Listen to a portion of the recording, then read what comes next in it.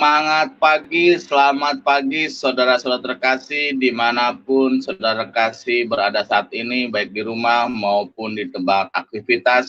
Puji Tuhan, pada pagi hari ini di hari Senin yang indah dan penuh dengan berkat yang baru dari Tuhan Yesus, kita kembali bergabung di acara Fellowship ASKRI, Asosiasi Kristuber Indonesia. Ya, bersama sekarang saya sebagai host Muhammad Ferdiansyah. Kita akan bersama-sama akan belajar dan kita sama-sama akan dikuatkan oleh kebenaran firman Tuhan, dan kita juga akan berdiskusi tentang kebenaran firman Tuhan. Baik saudara terkasih, kita tidak akan berlama-lama lagi, kita akan undang ya yang akan membawakan kita, mengantarkan kita kepada kebenaran firman Tuhan di pagi hari ini di Fellowship ASKRI, Asosiasi Kristuber Indonesia. Ya, saya akan undang. Salam, selamat pagi Ibu Utiwati Mena. Salam, selamat pagi. Wah, luar biasa. Bagaimana kabar pagi hari ini, Bu? Baik-baik saja. Terima kasih, Tuhan Yesus dahsyat. Ya, baik. Terima kasih, Bu Uti. Ya, saya tidak akan berpanjang lebar lagi, kita sudah rindu untuk selalu mendengarkan kebenaran firman Tuhan, dan tema pada pagi hari ini adalah tanda mujizat keilahian Yesus. Ya, waktu dan tempat kami persilakan Ibu Uti Watimen. Ya, selamat pagi ya rekan-rekan, salam kebenaran ya, nyatakanlah kebenaran itu baik atau tidak baik waktunya. Teman-teman, pada pagi hari ini kita bersyukur sekali ya karena kita sudah kumpul kembali di tempat ini dengan tidak kurang apa-apa, kita sudah bangun dengan kesegaran kembali ya, kesegaran yang berasal daripada Tuhan kita. Teman-teman, sebelum kita memulai membicarakan firman Tuhan pada pagi hari ini, saya undang mari kita berdoa. Bapa di sorga, terima kasih untuk pagi ini. Kami mengucap syukur Tuhan karena Engkau baik buat hidup kami. Kami sudah bangun pagi ini dengan kesegaran baru yang berasal daripada Engkau Tuhan. Kami percaya Tuhan bahwa Engkaulah yang menyertai kami dan memberikan nafas kehidupan buat kami, sehingga kami boleh ada pada pagi hari ini Tuhan dengan tidak kurang apa-apa. Terima kasih Tuhan, Pak, kami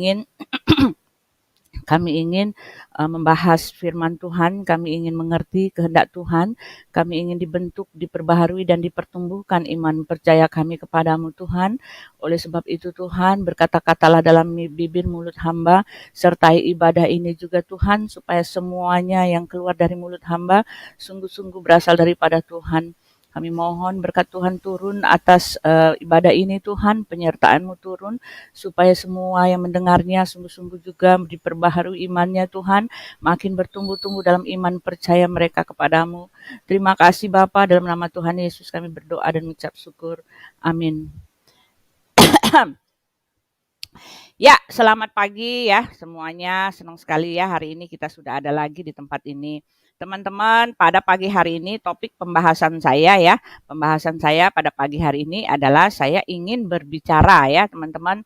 Saya ingin berbicara mengenai satu topik yang sangat-sangat menjadi dasar atau pola atau ini ya, menjadi kepercayaan ya, iman kita menjadi tonggak ukur ya, istilahnya ya, tonggak ukur iman percaya kita kepada Yesus itu. Hari ini saya akan berbicara tentang mujizat ya, mujizat-mujizat yang telah dilakukan oleh Tuhan kita Yesus Kristus. Ya, teman-teman. Ya, teman-teman, adapun Injil pemberitaan firman Tuhan yang akan kita ambil pada pagi hari ini adalah di dalam Markus 5. Ya, minta itu Ibu Yani tolong dikecilin itunya ya, dubbing di sini. Ya. Ya, adapun ya di Markus 5 di ayatnya yang ke-21 ya. Ini merupakan ayat yang panjang ya, teman-teman, tetapi saya mau supaya teman-teman membacanya kita ambil dari yang inti-inti poinnya saja ya. Kita ambil poin-poinnya saja. Di situ mengatakan Yesus membangkitkan anak Yairus dan menyembuhkan seorang perempuan yang sakit pendarahan. Ya, saya akan bacakan sedikit saja. Sesudah Yesus menyeberang lagi dengan perahu, orang banyak berbondong-bondong datang dan mengerumuni dia. Ya, sedang ia berada di tepi danau. Datanglah seorang kepala rumah ibadat yang bernama Yairus. ketika ia melihat Yesus, ketika ia melihat Yesus tadi katanya tersungkurlah ia di depan kakinya dan memohon dengan sangat kepadanya, anakku perempuan sedang sakit, hampir mati. Datanglah kiranya dan letakkanlah tanganmu di atasnya, supaya ia selamat dan tetap hidup. Lalu pergilah Yesus dengan orang itu. Orang banyak berbondong-bondong mengikuti dia dan berdesak-desakan di dekatnya. Adalah di situ seorang perempuan yang sudah 12 tahun lamanya menderita pendarahan. Ia telah berulang-ulang diobati oleh berbagai tabib, sehingga telah dihabiskannya semua yang ada padanya. Namun sama sekali tidak ada faedahnya, malah sebaliknya keadaannya makin memburuk. Ia sudah mendengar berita-berita tentang Yesus. Maka di tengah-tengah orang banyak itu ia mendekati Yesus dari belakang dan menjamah jubahnya. Sebab katanya, asal kujamah saja jubahnya aku akan sembuh. Seketika itu juga berhentilah pendarahannya dan ia merasa bahwa badannya sudah sembuh dari penyakitnya. Pada ketika itu juga Yesus mengetahui bahwa ada tenaga yang keluar dari dirinya. Lalu ia berpaling di tengah orang banyak dan bertanya, siapa yang menjamah jubahku? Murid-muridnya menjawab, engkau melihat bagaimana orang-orang ini berdesak-desakan dekatmu, dan engkau bertanya, siapa yang menjamah aku? Lalu ia memandang sekelilingnya untuk melihat siapa yang telah melakukan hal itu. Perempuan itu menjadi sangat takut dan gemetar ketika mengetahui apa yang telah terjadi atas dirinya. Tampil dan tersungkur di depannya, di depan Yesus. Dan dengan tulus memberitahukan segala sesuatu padanya. Maka katanya kepada perempuan itu, hai anakku, imanmu telah menyelamatkan engkau. Pergilah dengan selamat dan sembuhlah dari penyakitmu. Ya, sampai sedemikian jauh ya pembacaan firman Tuhan kita. Di dalam pemberitaan firman Tuhan ini kita mendengar ya, kita membaca bahwa Yesus mempertontonkan kuasa mujizatnya kepada orang-orang ya teman-teman. Lalu dia juga menunjukkan bahwa dia berkuasa atas yang hidup ya, berkuasa atas yang hidup. Karena kalau kita melihat selanjutnya cerita itu ketika dia dipanggil oleh Yairus ya, seorang dikatakan di situ adalah seorang kepala rumah ibadat ya yang bernama Yairus. Yairus ini meminta kepada Yesus untuk datang ke rumahnya karena anaknya sudah sakit ya, berumur 12 tahun dan hampir mati gitu ya, teman-teman. Dan Yesus pada saat itu dia adalah satu tokoh ya, tokoh yang sangat-sangat terkenal, yang fenomenal karena saat itu ya teman-teman. Karena apa? Karena dia banyak melakukan mujizat-mujizat yang luar biasa di depan mata orang, mempertontonkan betapa kuasanya itu lebih melebihi, dan orang-orang melihat bahwa Yesus ini bukan orang sembarangan gitu ya. Lalu kalau kita baca di ayat-ayat sebelumnya, dia selalu dikerumuni orang banyak. Ya, orang-orang berkerumun karena Yesus ini sangat-sangat menarik perhatian begitu banyak orang ya.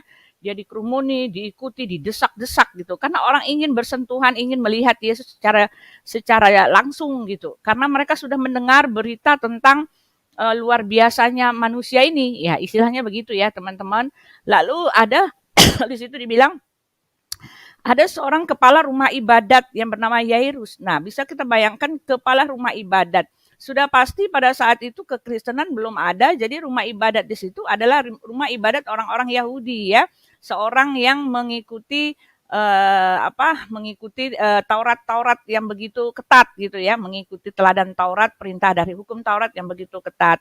Tetapi dapat kita lihat namanya bernama Yairus dan dia telah mendengar betapa Yesus ini bisa menyembuhkan ya, betapa Yesus ini punya mujizat.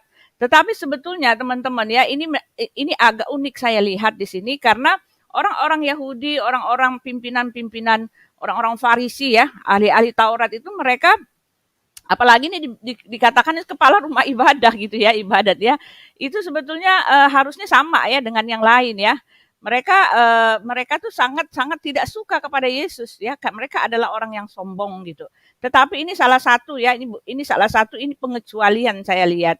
Dia datang kepada Yesus dan dia mengatakan begini ya, teman-teman, dan membuat dengan sangat kepadanya dan memohon dengan sangat kepadanya, anakku perempuan sedang sakit, hampir mati, datanglah kiranya dan letakkanlah tanganmu atasnya supaya ia selamat dan tetap hidup ya, gitu ya teman-teman.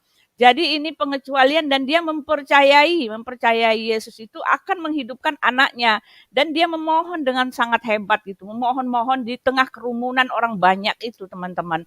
Ya, lalu Yesus mengatakan apa? Lalu pergilah Yesus dengan orang itu. Orang banyak berbondong-bondong mengikuti dia dan berdesak-desakan di dekatnya. Jadi luar biasa teman-teman ya. Yairus memohon supaya Yesus mengikuti dia. Lalu Yesus pergi mengikuti dia. Ya, di tengah jalan ada seorang perempuan yang sakit pendarahan. Lalu dia berpikir ya, asal ku jamah saja gitu, asal ku jamah saja jubahnya Yesus ini pasti aku akan sembuh. Dan kejadian teman-teman ya, dia berusaha setengah mati untuk menjamah jubah Yesus. Lalu Yesus merasa bahwa ada tenaga atau kuasa yang keluar dari dirinya. Lalu dia melengok ke kanan ke kiri gitu kan. Lalu ketahuanlah bahwa wanita itulah yang telah melakukannya. Lalu Yesus mengatakan, hai ibu besar imanmu, pulanglah atau pergilah dan sembuhlah dari penyakitmu. Ya kan? Lah ketika Yesus masih berbicara, datanglah seorang dari keluarga kepala rumah ibadat itu dan berkata, anakmu sudah mati. Apa perlunya lagi engkau menyusah-nyusahkan guru?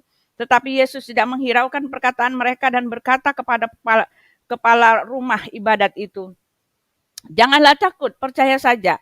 Lalu Yesus tidak memperbolehkan seorang pun ikut serta kecuali Petrus, Yakobus dan Yohanes, saudara Yakobus ya. Mereka tiba di rumah kepala rumah ibadat dan di sana dilihatnya orang ribut, menangis dan menatap dengan suaranya nyaring. Sesudah ia masuk, ia berkata kepada orang-orang itu, mengapa kamu ribut dan menangis? Anak ini tidak mati tetapi tidur. Tetapi mereka mentertawakan dia. Maka diusirnya semua orang itu, lalu dibawanya ayah dan ibu anak itu, dan mereka bersama-sama dengan dia masuk ke kamar anak itu. Lalu dipegangnya tangan anak itu, katanya, tali takum, yang berarti, hai anak, aku berkata kepadamu, bangunlah. Seketika itu juga anak itu bangkit berdiri dan berjalan, sebab umurnya sudah 12 tahun ya. Luar biasa teman-teman ya. Jadi Yesus pada kejadian ini, pada pasal ini diceritakan bahwa dia menyembuhkan dua orang di sini ya. Dua-duanya mempunyai iman kepercayaan yang sungguh bahwa Yesus mampu melakukan itu ya. Wanita ini dia percaya sekali bahwa Yesus mampu melakukan itu, lalu dia berusaha setengah mati di tengah kerumunan. Apapun yang bisa harus kulakukan supaya aku bisa menjamah jubahnya gitu kan ya teman-teman ya. Lalu kepala ibadah ini ya, walaupun dia kepala ibadah tetapi dia percaya kepada Yesus ya. Dan dilihat di sini iman dari kedua hal ini betul-betul membuat mereka sembuh gitu ya. Iman itu membuat hal itu terjadi. Iman dari kedua orang ini membuat karya Tuhan itu makin nyata dinyatakan ke dalam hidup mereka. Nah, teman-teman yang mau saya tekankan di sini adalah Markus ini adalah seorang yang menulis seorang yang menulis kitab Injil ini memang kalau saya baca ya biografinya waktu Yesus sedang melakukan semua perbuatan ini, Markus ini masih kecil teman-teman ya. Dia di situ kalau saya baca ya dia adalah seorang sebentar saya bacakan ya. Markus ini ya Markus itu atau Yohanes Markus disebut Yohanes Markus. Begitu juga ia dinamai adalah seorang anak perempuan Kristen dari Yerusalem ya, yaitu Maria. Di dalam Kisah Rasul 12 ayat 12 kita bisa lihat bahwa Markus itu anak Maria. Lalu ketika malam hari Petrus dibebaskan oleh malaikat dari penjara, banyak orang berkumpul di rumah Maria. Markus sendiri ketika Yesus hidup di dunia ini masih muda sekali sehingga tidak masuk bilangan murid-murid Yesus ya. Ketika Markus bertambah besar, ia ingin turut melayani Yesus. Lalu dia dibawa dan bertemu dengan Rasul Paulus dan bertemu juga dengan Barnabas. Tetapi yang kita ketahui latar belakang dari Markus sehingga dia menulis kitab Injil adalah dia adalah anak kesayangan dari Petrus ya, Rasul Petrus. Rasul Petrus ini adalah rasul yang betul-betul militan ya teman-teman, sangat militan. Ketika Yesus sudah naik ke sorga, dialah yang tampil ke muka mewakili teman-temannya ya, tampil ke muka kepada orang-orang Farisi itu menyadarkan mereka gitu. Ya, dan Markus ini adalah orang yang mengasihi orang yang dikasih oleh Rasul Petrus. Oleh sebab itu kita mempunyai keabsahan dari penulisan ini. Karena banyak sekali dari luar mengatakan, siapa itu Markus? Katanya, saudara bukan, apa bukan gitu ya. Tetapi yang menjadi masalah adalah Markus menuliskan dan ingin menceritakan kepada kita bahwa Yesus itu adalah Tuhan. Dengan cara apa? Dengan cara dia menulis begitu banyak kisah-kisah perbuatan-perbuatan ajaib yang dilakukan oleh Yesus, ya, segala mujizat-mujizatnya yang dilakukan oleh Yesus gitu loh. Ya, penekanan dari Injil yang ditulis oleh Markus ini yang notabene berasal daripada Petrus. Jadi Petruslah yang menceritakan, lalu Markuslah yang menulisnya, ya, teman-teman. Markus yang menulisnya narasumbernya berasal dari Petrus. Dan Petrus ini ya notabene adalah murid Yesus gitu ya. Dan yang perlu ditekankan, Markus menekankan bahwa Yesus itu adalah Tuhan dan dia menulis ayat ini kepada orang-orang Romawi di sana. Oleh sebab itu kejadian-kejadian yang faktual yang terjadi pada mereka saat itu ditulis, ya memang betul. Yesus ketika dia bersama-sama dengan murid-muridnya dan ketika dia ada dalam penginjilannya selama 3 tahun, dari umur 30 itu dia banyak sekali melakukan mujizat-mujizat. Ya, mujizat-mujizat besar yang diberikan oleh Yesus kepada orang-orang itu hanya ingin memperlihatkan kepada mereka bahwa ya Yesus itu segalanya ya teman-teman ya. Dialah pangkal keselamatan itu. Dialah Tuhan itu. Ya, dan Markus menulis itu bahwa Yesus itu adalah Tuhan dengan cara apa? Dengan cara lihat mujizat-mujizat besar yang dilakukannya. Di dalam Markus tadi kita membaca bahwa Yesus bahkan membangkitkan orang mati, teman-teman ya. Ya, bahkan membangkitkan orang mati. Ya, tuduhan-tuduhan orang di luar sana mengatakan, "Ya, mau membangkitkan orang mati kek," katanya gitu ya. Mau membangkitkan orang mati kek atau mau memberi makan 5.000 orang kayak tetap saja katanya mereka bilang gitu ya. Tetap saja itu kan kuasa bukan dari Yesus sendiri, tetapi kuasanya itu berasal daripada Allah Bapa. Dia kan berdoa gitu kan. Mengatakan begitu. Jadi kuasanya bukan dari diri sendiri, tetapi kita baca jelas ya teman-teman ya.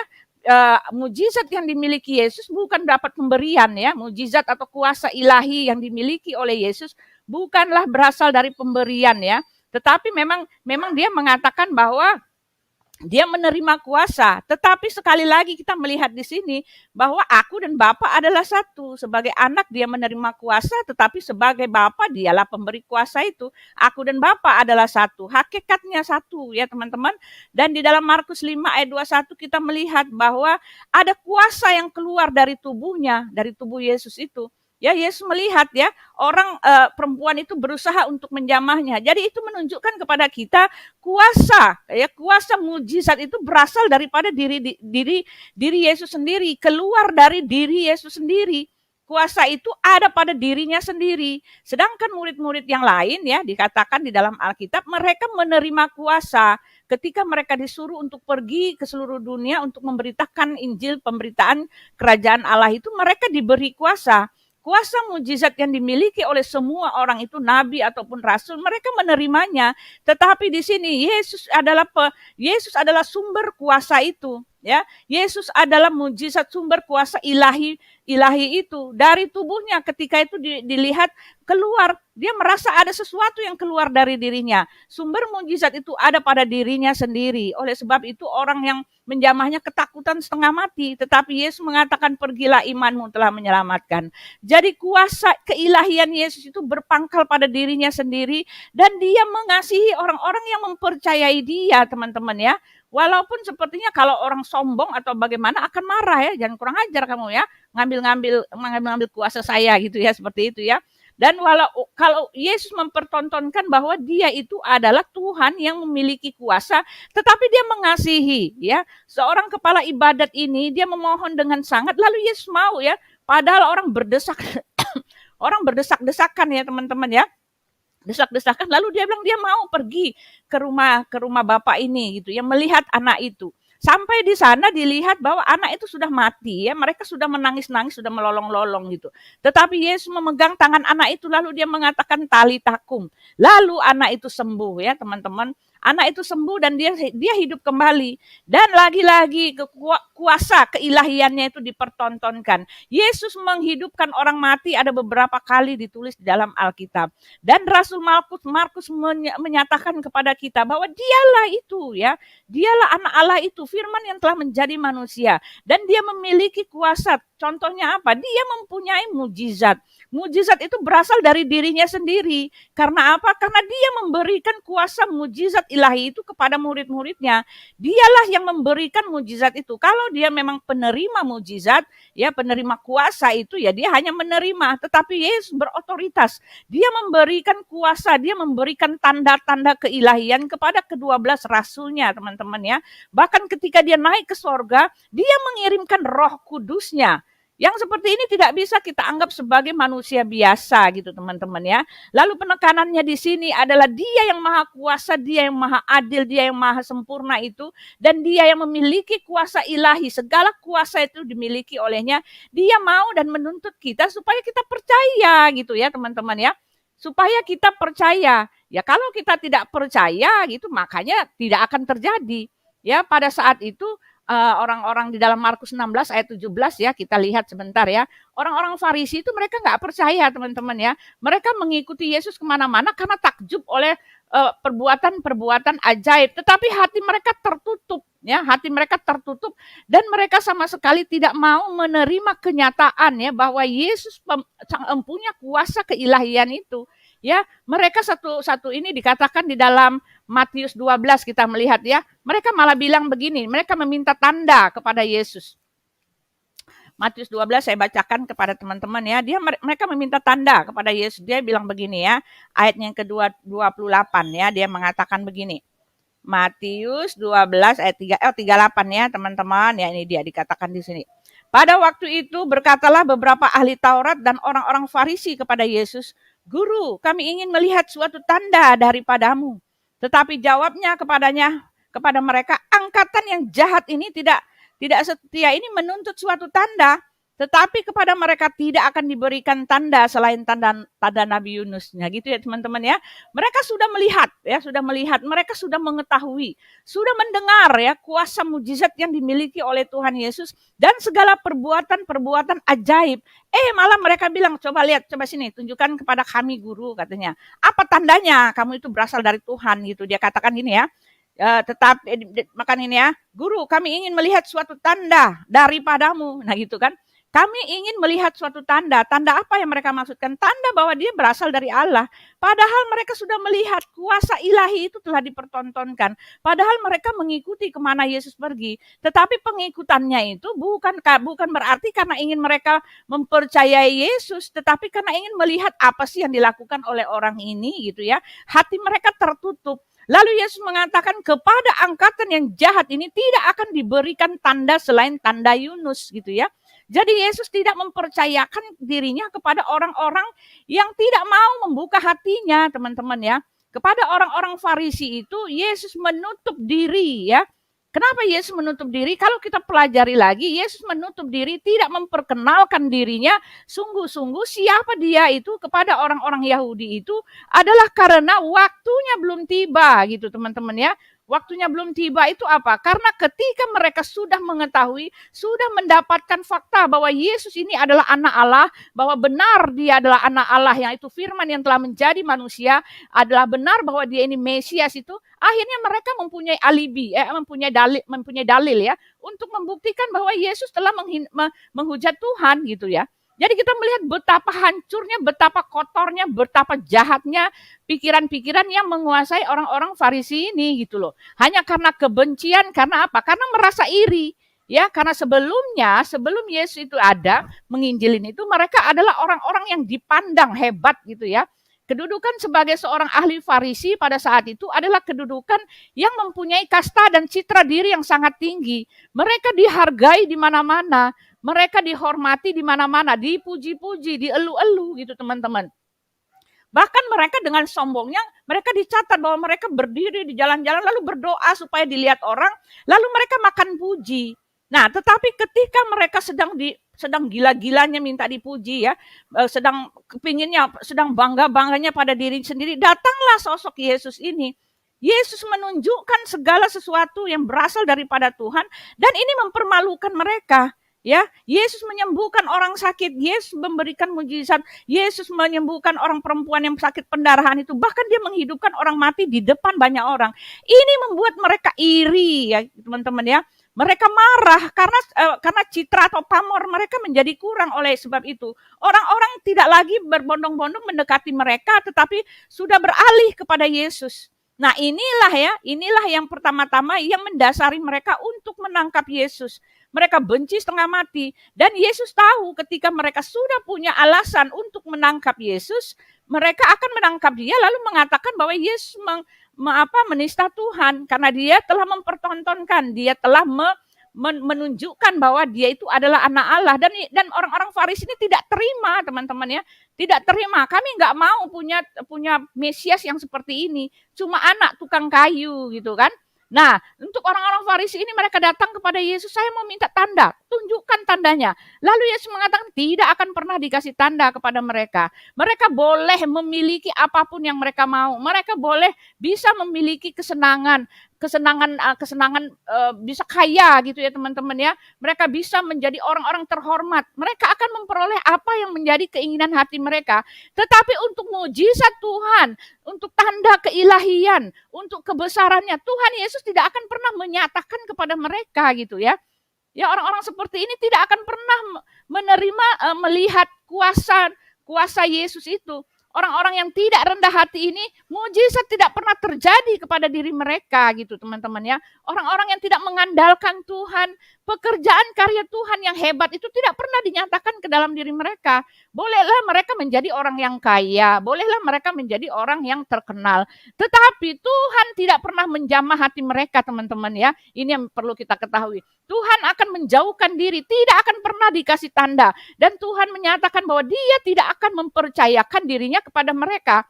Maksudnya mempercayakan artinya membuat mereka yakin dan percaya bahwa Yesuslah yang sedang mereka tunggu-tunggu itu. Kenapa begitu teman-teman? Ya karena Yesus tahu hati mereka. Ya di dalam Yohanes 2 ayat 24 ya kita baca ya.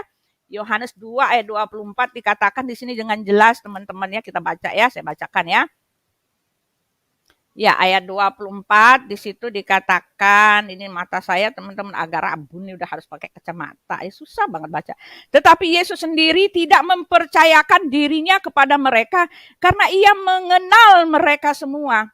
Dan karena tidak perlu seorang pun memberi kesaksian kepadanya tentang manusia sebab ia tahu apa yang ada di dalam hati manusia. Nah, itu ya.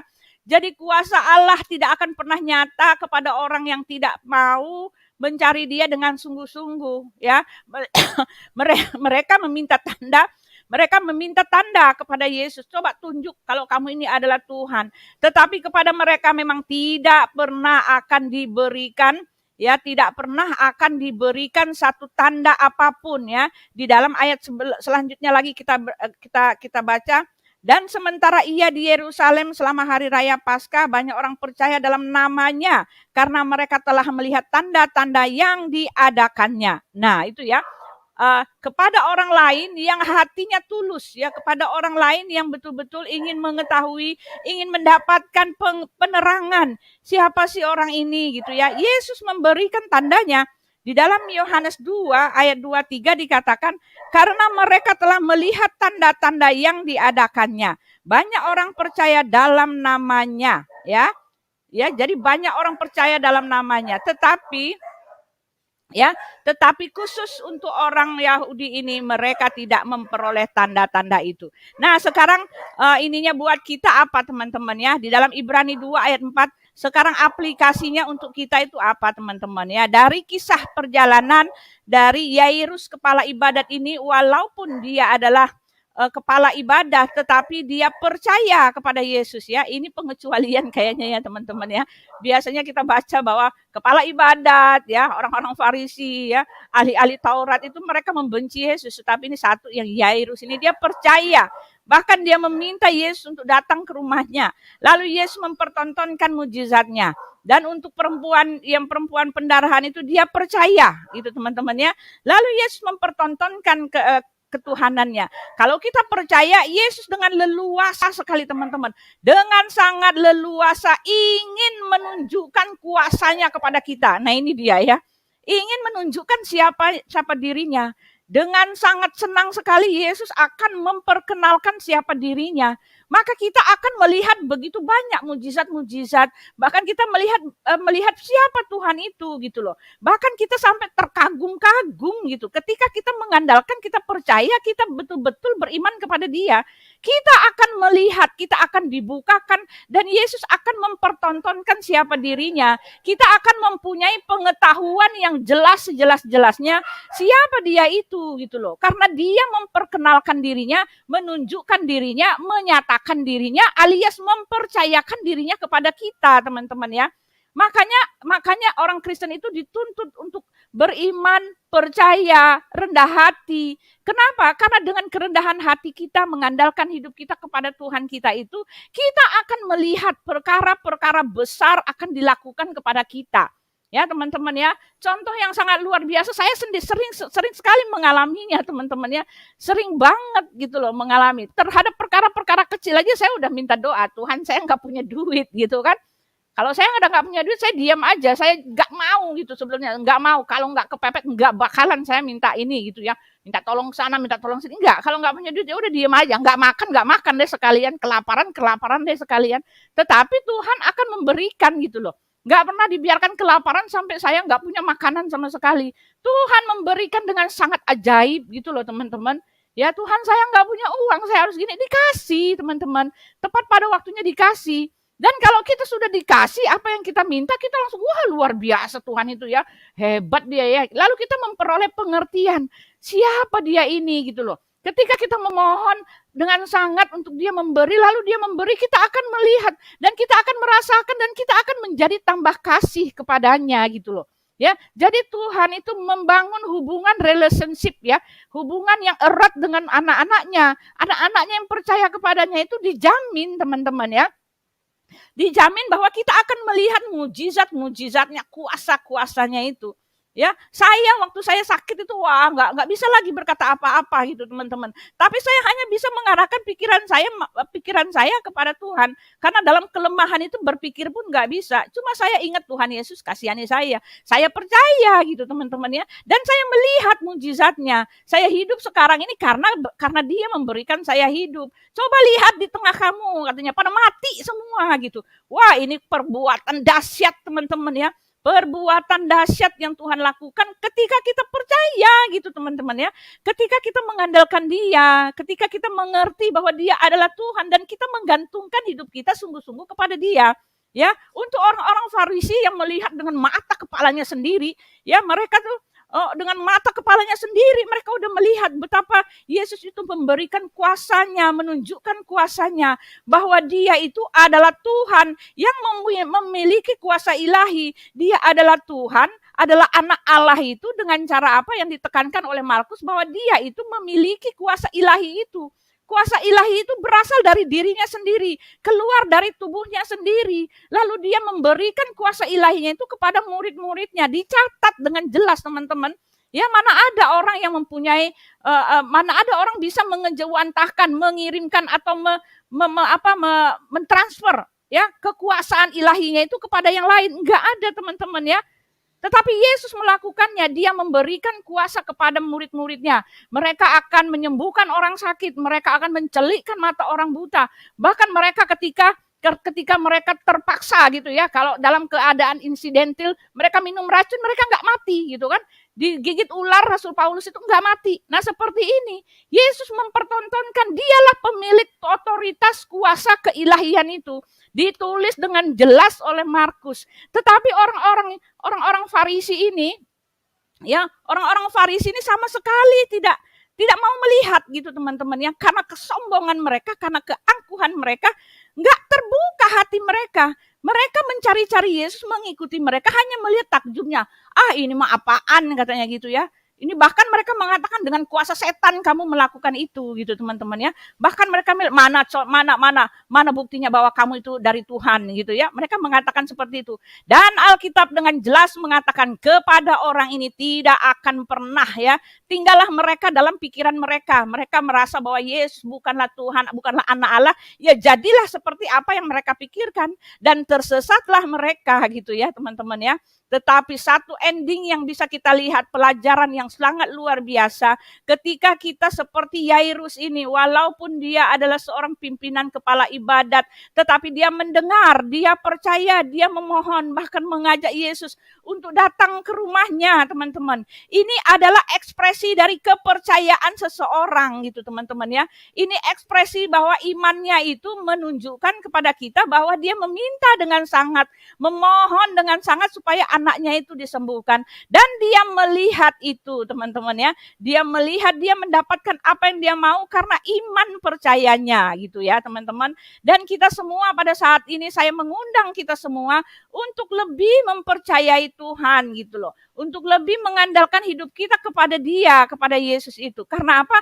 Karena kalau kita mau melihat ya segala perbuatan-perbuatan ajaib yang akan terjadi kepada kita, ya kita makin harus dekat kepada dia. Makin kita menyerahkan hidup kita, makin kita menyerahkan pikiran kita, makin kita mengandalkan dia, makin kita melihat kuasanya itu teman-teman ya. Dia mempercayakan dirinya kepada kita. Dia dengan bebas memperkenalkan atau menunjukkan siapa dirinya. Ya, di dalam ayat penutupnya kita baca di dalam Yohanes ya teman-teman. Yohanes 6 ya. Ya. Yohanes 6 coba kita baca ya teman-teman. Saya akan tutup. Ya, Yohanes 6 ayat 35. Yesus mengatakan akulah roti hidup ya. Dengan apa dikatakan? Ya, dengan percaya kepada dia. Ya, ini dia. Yohanes 6 ayat 35. Tetapi aku telah 36 ini dia ya.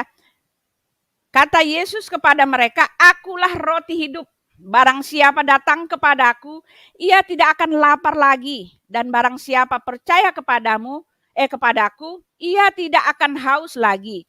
Tetapi aku telah berkata kepadamu, sesungguhnya kamu telah melihat aku. Kamu tidak percaya. Semua yang diberikan Bapa kepadaku akan datang kepadaku. Dan barang siapa datang kepadaku, ia tidak akan kubuang. Sebab aku telah turun dari sorga, bukan untuk melakukan kehendakku, tetapi untuk melakukan kehendak dia yang telah mengutus aku. Ya. Dan inilah kehendak dia, ya kehendak Bapa yang telah mengutus aku, yaitu supaya dari semua yang telah diberikannya kepadaku, jangan ada yang hilang, tetapi supaya kubangkitkan pada akhir zaman. Nah itu teman-teman ya. Ya, Yesus memiliki kuasa dari Allah Bapa supaya dia membangkitkan orang pada akhir zaman. Sebab inilah kehendak Bapakku ya, kehendak Bapa yaitu supaya setiap orang yang melihat anak. Nah itu, ya kehendak Bapa adalah semua orang yang percaya kepada anak itu, orang yang percaya kepada Yesus itu, ya kepadanya beroleh hidup yang kekal. Nah itu dia. Kita semua percaya kepada Yesus, ya jaminan kita bukan saja kita bisa mendapat hidup yang kekal dikatakan ya. Yang percaya kepadanya beroleh hidup yang kekal dan supaya aku membangkitkannya pada akhir zaman. Ya, maka bersungut-sungutlah orang Yahudi tentang dia. Karena ia telah mengatakan akulah roti yang telah turun dari sorga. Ya. Nah ini dia, kata mereka bukankah ia ini anak Yesus, anak Yusuf, dan ibu bapaknya kita kenal. Bagaimana ia dapat berkata aku telah turun dari sorga? Jawab Yesus kepadanya, jangan kamu bersungut-sungut. Nah itu dia ya teman-teman, itu motivasi orang-orang Yahudi tidak menerima Yesus karena mereka punya hati yang sangat-sangat tegar tengkuk dan mereka dikenal sebagai orang yang sombong sejagat raya. Mereka tidak menerima Yesus karena Yesus tampil dalam keadaannya yang low profile gitu teman-teman ya. Lalu Yesus mengatakan bahwa orang yang percaya ya dikatakan supaya dari semua yang telah diberikannya kepada aku jangan ada yang hilang, tetapi supaya aku bangkitkan pada akhir zaman. Dan inilah kehendak Dia yang telah mengutus aku, yaitu supaya dari semua yang telah diberikannya. Sebab inilah kehendak Bapakku, supaya setiap orang yang melihat anak dan yang percaya kepadanya beroleh hidup yang kekal. Jadi kita yang percaya kepadanya, kita memperoleh hidup yang kekal. Bahkan kalau kita memfokuskan hidup kita 100% kepadanya, menyerahkan sungguh-sungguh keberadaan kita, mengandalkan Dia, dikatakan di Alkitab tadi bahwa kita akan melihat Dia dengan leluasa, mempertontonkan jati dirinya. Itu dia teman-teman ya. Dia akan leluasa menolong kita, mujizat demi mujizat, perkara-perkara besar akan kita lihat dengan sangat takjub gitu teman-teman ya. Dan Dia mempertontonkan siapa Dia, kasihnya itu akan membuat kita takjub. Kuasanya itu akan membuat kita takjub. Dengan demikian kita makin lagi lebih dekat kepada Dia. Dan kita mempunyai iman percaya yang lebih sungguh lagi kepada Dia. Tidak ada keraguan karena kita sudah mengalami Dia. Tidak ada keraguan karena kita sudah melihat kuasanya. Tidak ada keraguan karena kita sudah merasakan kehadirannya. Inilah iman percaya orang Kristen ya. Dengan percaya itu membuktikan segala sesuatu ya teman-teman. Jadi Yesus mengatakan kepada kita, percayalah mereka yang tidak melihat. Percayalah kepada mereka yang tidak melihat ya. Ya, percayalah ya bahwa namun bagi mereka yang tidak melihat namun percaya ya. Percayalah yang tidak melihat namun percaya. Berbahagialah orang yang tidak melihat namun percaya. Buat kita tidak pernah melihat ya segala perkara-perkara ajaib yang Yesus lakukan pada waktu itu, tapi kita percaya. Dengan percaya kita juga akan melihat ya perkara-perkara ajaib yang Dia lakukan buat kita di dalam kehidupan kita. Terima kasih. Amin. Bapa di sorga, terima kasih. Kami mengucap syukur Tuhan untuk firman Tuhan yang kami dengar hari ini. Kami mengucap syukur sebab Engkau nyata memberitakan bahwa Engkau akan meluaskan, Engkau akan memberikan mempertontonkan dirimu Tuhan kepada kami ketika kami mengandalkan dan kami percaya sungguh-sungguh akan Engkau. Engkau akan bebas Tuhan menyatakan dirimu kepada kami. Oleh sebab itu mampukanlah kami Tuhan untuk menjadi percaya. Karena kami percaya, dengan kami percaya kami diselamatkan. Dengan kami percaya kami akan melihat perkara-perkara besar akan terjadi dalam hidup kami. Terima kasih Tuhan, terima kasih. Inilah kami. Dalam nama Tuhan Yesus Kristus kami berdoa dan mengucap syukur. Amin. Ya, saya kembalikan.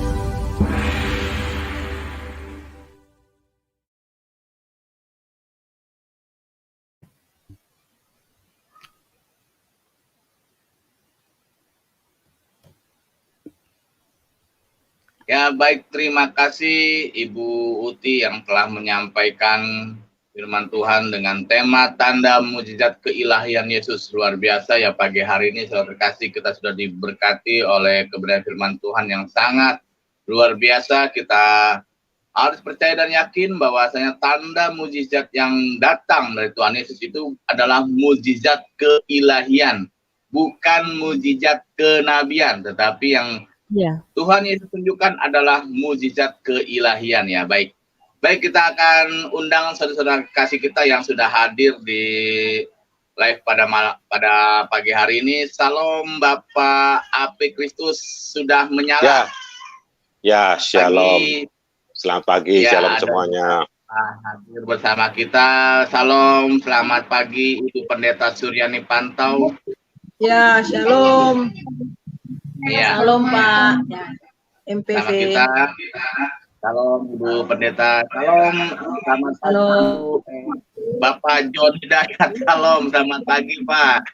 Haleluya. Shalom. Selamat pagi para Jawali. Semangat pagi. Shalom Bu Uti, Api Kristus dan shalom Bu. Shalom. Tuhan. Shalom.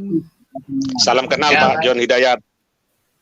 Ya, kita akan berdiskusi ya, kita akan berdiskusi dan kita ada yang mungkin nanti ditanyakan kepada Ibu Tiwira sama narasumber kita pada pagi hari ini. Saya berikan waktu pertama kepada Bapak Api Kristus. Ini SFH. Ya, shalom. Terima kasih. Shalom Pak MVP. Shalom Bu Ibu narasumber Ibu Uti ya. Salam kenal Bu. Terima kasih. Terima Iya. kasih, luar biasa Bu, tanda mujizat keilahian Yesus. Aduh, ini memang hobi saya ini, senang saya tentang keilahian Tuhan Yesus Kristus. Tidak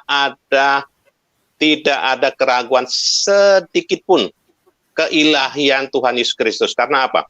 Karena sudah fakta itu sudah terlalu banyak ditulis dari kejadian, dari Adam masuk dalam dosa, kemudian banyak sekali. Nah, seperti saya bacakan aja ya di sini di Yesaya 9 ayat 6, sebab seorang anak telah lahir untuk kita, seorang putra telah diberikan untuk kita.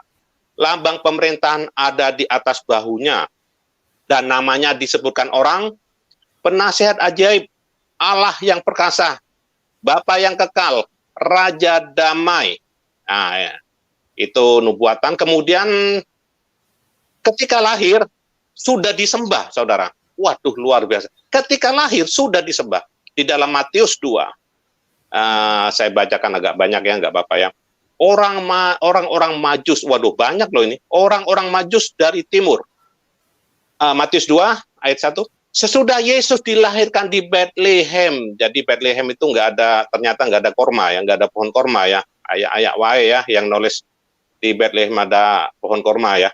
Sesudah Yesus dilahirkan di Bethlehem di tanah Yudea pada zaman Raja Herodes, datanglah orang-orang Majus dari timur ke Yerusalem dan bertanya-tanya, di manakah dia? Dia itu huruf besar ya, yang baru lahir itu, Yesus itu, bayi Yesus itu.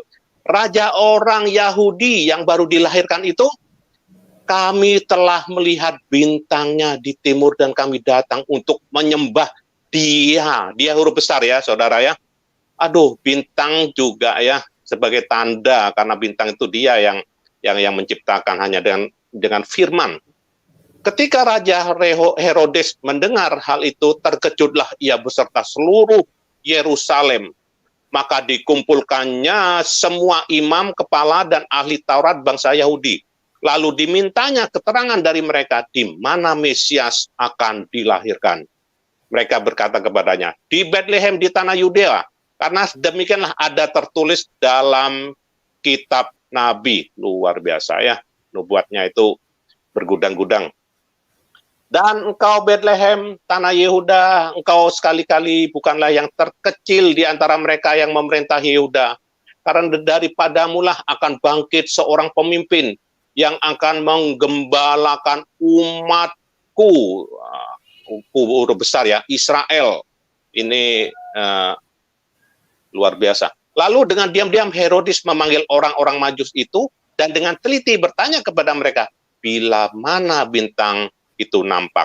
Kemudian ia menyuruh mereka ke Bethlehem, katanya, pergi dan selidikilah dengan seksama hal-hal mengenai anak itu huruf besar, Yesus, dan segera sesudah kamu menemukan dia, huruf besar, menemukan bayi Yesus itu, kabarkanlah kepadaku supaya aku pun datang menyembah dia huruf besar. Ini Herodes ini palsu-palsu ya, karena dunia tidak bisa, iblis tidak bisa menerima kehadiran Yesus ya. Setelah mendengar kata-kata raja itu, berangkatlah mereka, dan lihatlah, bintang yang mereka lihat di timur itu mendahului mereka hingga tiba dan berhenti di atas tempat di mana anak itu berada, bayi Yesus itu. Dan ketika mereka melihat bintang itu, sangat bersukacitalah mereka. Maka masuklah mereka ke dalam rumah itu dan melihat anak itu bersama Maria, anak huruf besar Yesus, bayi Yesus, Maria ibunya, lalu sujud menyembah dia huruf besar ya, bayi Yesus. Aduh, luar biasa. Bayi sudah disembah, saudara ya. Ini kan Tuhan yang menjelma menjadi manusia. Mereka pun membuka tempat harta bendanya dan mempersembahkan persembahan kepadanya, huruf besar, yaitu emas, kemenyan, dan mur. Dan mereka diperingatkan dalam mimpi supaya jangan kembali kepada Herodes. Maka datanglah mereka ke negerinya melalui jalan lain. Ya, saudara, luar biasa ya. Jadi nubuatnya itu bergudang-gudang, juga semenjak bayi baru dilahirkan sudah disembah, saudara. Orang Majus itu kan kalau nggak salah itu Iran ya sekarang itu. di antara Iran, Irak lah, daerah sana lah. Ya, itu. Luar biasa, saudara. Ya, itu dulu ya, Pak MVP, terima kasih. Ya, baik, terima kasih Pak Apikritus. Kayaknya saya nggak asing dengan wajahnya ini. Haleluya. Salam kenal ya, baik. Pak MVP, salam kenal ya. Ya, salam kenal Pak. Soalnya saya yang kenalnya cuma yang pakai peci aja. Kalau yang nggak pakai peci saya nggak kurang kenal Pak. Baik, terima kasih. Ya, silakan Bu Uti, ada yang mau ditanggapi. Luar biasa sekali ya penambahan dari Bapak Apikritus ini. Silakan Ibu Uti. Ya, kalau kita melihat segala nubuatan, segala apapun ya memang itulah yang ditulis oleh keempat penginjil Injil kanonik itu ya, Matius, Markus, Lukas, dan Yohanes gitu. Jadi saya kadang suka terbingung-bingung, ini orang-orang mengatakan Yesus sendiri, ya Yesus itu bukan Tuhan, nyata dari kitabnya sendiri, dari kitab Injil itu sendiri ya. Yohanes 17 ayat 3 menyatakan Yesus bukan Tuhan gitu kan. Lalu dengan bangganya gitu kan, Markus 12 ayat 29, Yesus bukan Tuhan gitu kan, Matius 4 gitu kan. Mereka tunjukkan ini. Padahal mereka tidak tahu ya, orang-orang itu tidak tahu bahwa visi misi dari para penulis Injil itu mereka justru ingin menunjukkan bahwa Yesus itu adalah Tuhan. Dengan cara apa ya? Dengan cara mereka masing-masing, dari sudut pandang mereka masing-masing. Ya, keempat Injil kanonik itu mereka bukan fotokopi. Makanya bingung saya bilang, mereka nggak dapat bocoran katanya gitu kan, nggak dapat bocoran. Yang satu nulis ini, yang satu nggak nulis yang ini. Ini kan peristiwa besar, kenapa dia nggak nulis gitu kan? Mereka nggak ngerti visi misi dari para penulis Injil itu. Mereka punya ini sendiri, target sendiri, mereka punya cara pandang sendiri, mereka punya visi misi sendiri dalam menulis ayat itu. Dan ayat-ayat itu dituliskan untuk siapa dulu gitu. Jadi jangan disama-samakan, sama seperti misalnya ada di dalam Matius menulis tentang ini, di dalam Markus nggak menulis gitu kan. Ada juga yang sama-sama menulis tetapi agak beda-beda dikit gitu ya. Karena ya memang begitu ya. Pas ada satu peristiwa yang sama mereka tulis, mereka tetap menulisnya dari sudut pandang mereka masing-masing gitu. Nah, jadi keempat Injil ini, penulis Injil ini menyatakan Yesus bukan Tuhan, tidak ada keraguan.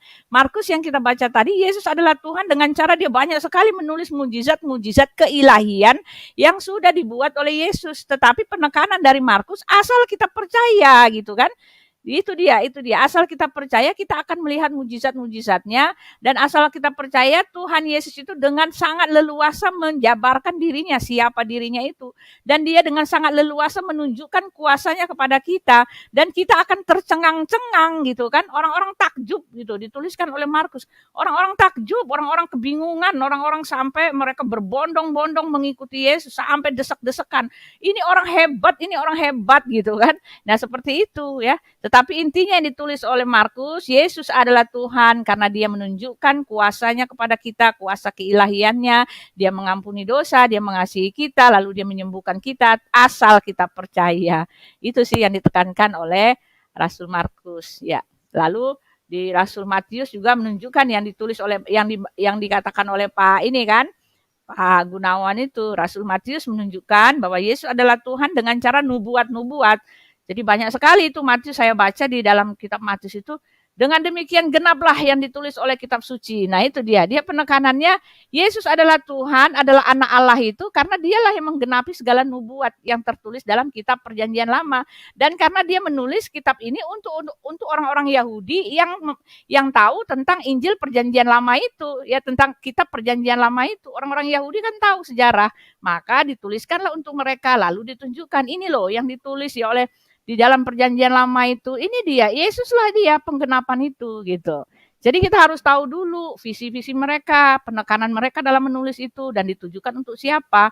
Jadi itu bukan copy paste ya, dan mereka tidak akan, orang-orang di luar sana nggak akan pernah menemukan kenyataan bahwa Yesus bukan Tuhan. Karena mereka bahkan mati ya, martir sebagai martir di penjara, mengalami persekusi hanya untuk menulis, karena menulis ayat-ayat ini menyatakan ketuhanan Yesus itu gitu. Jadi aneh sekali kalau ada yang mengatakan Yesus bukan Tuhan. Itu lihat aja dari kitab kalian sendiri. Yesus mengaku utusan gitu kan, katanya gitu ya teman-teman. Ya, terima kasih. Ya, baik, terima kasih Bu Uti Watimena dan Bapak Nawan ya.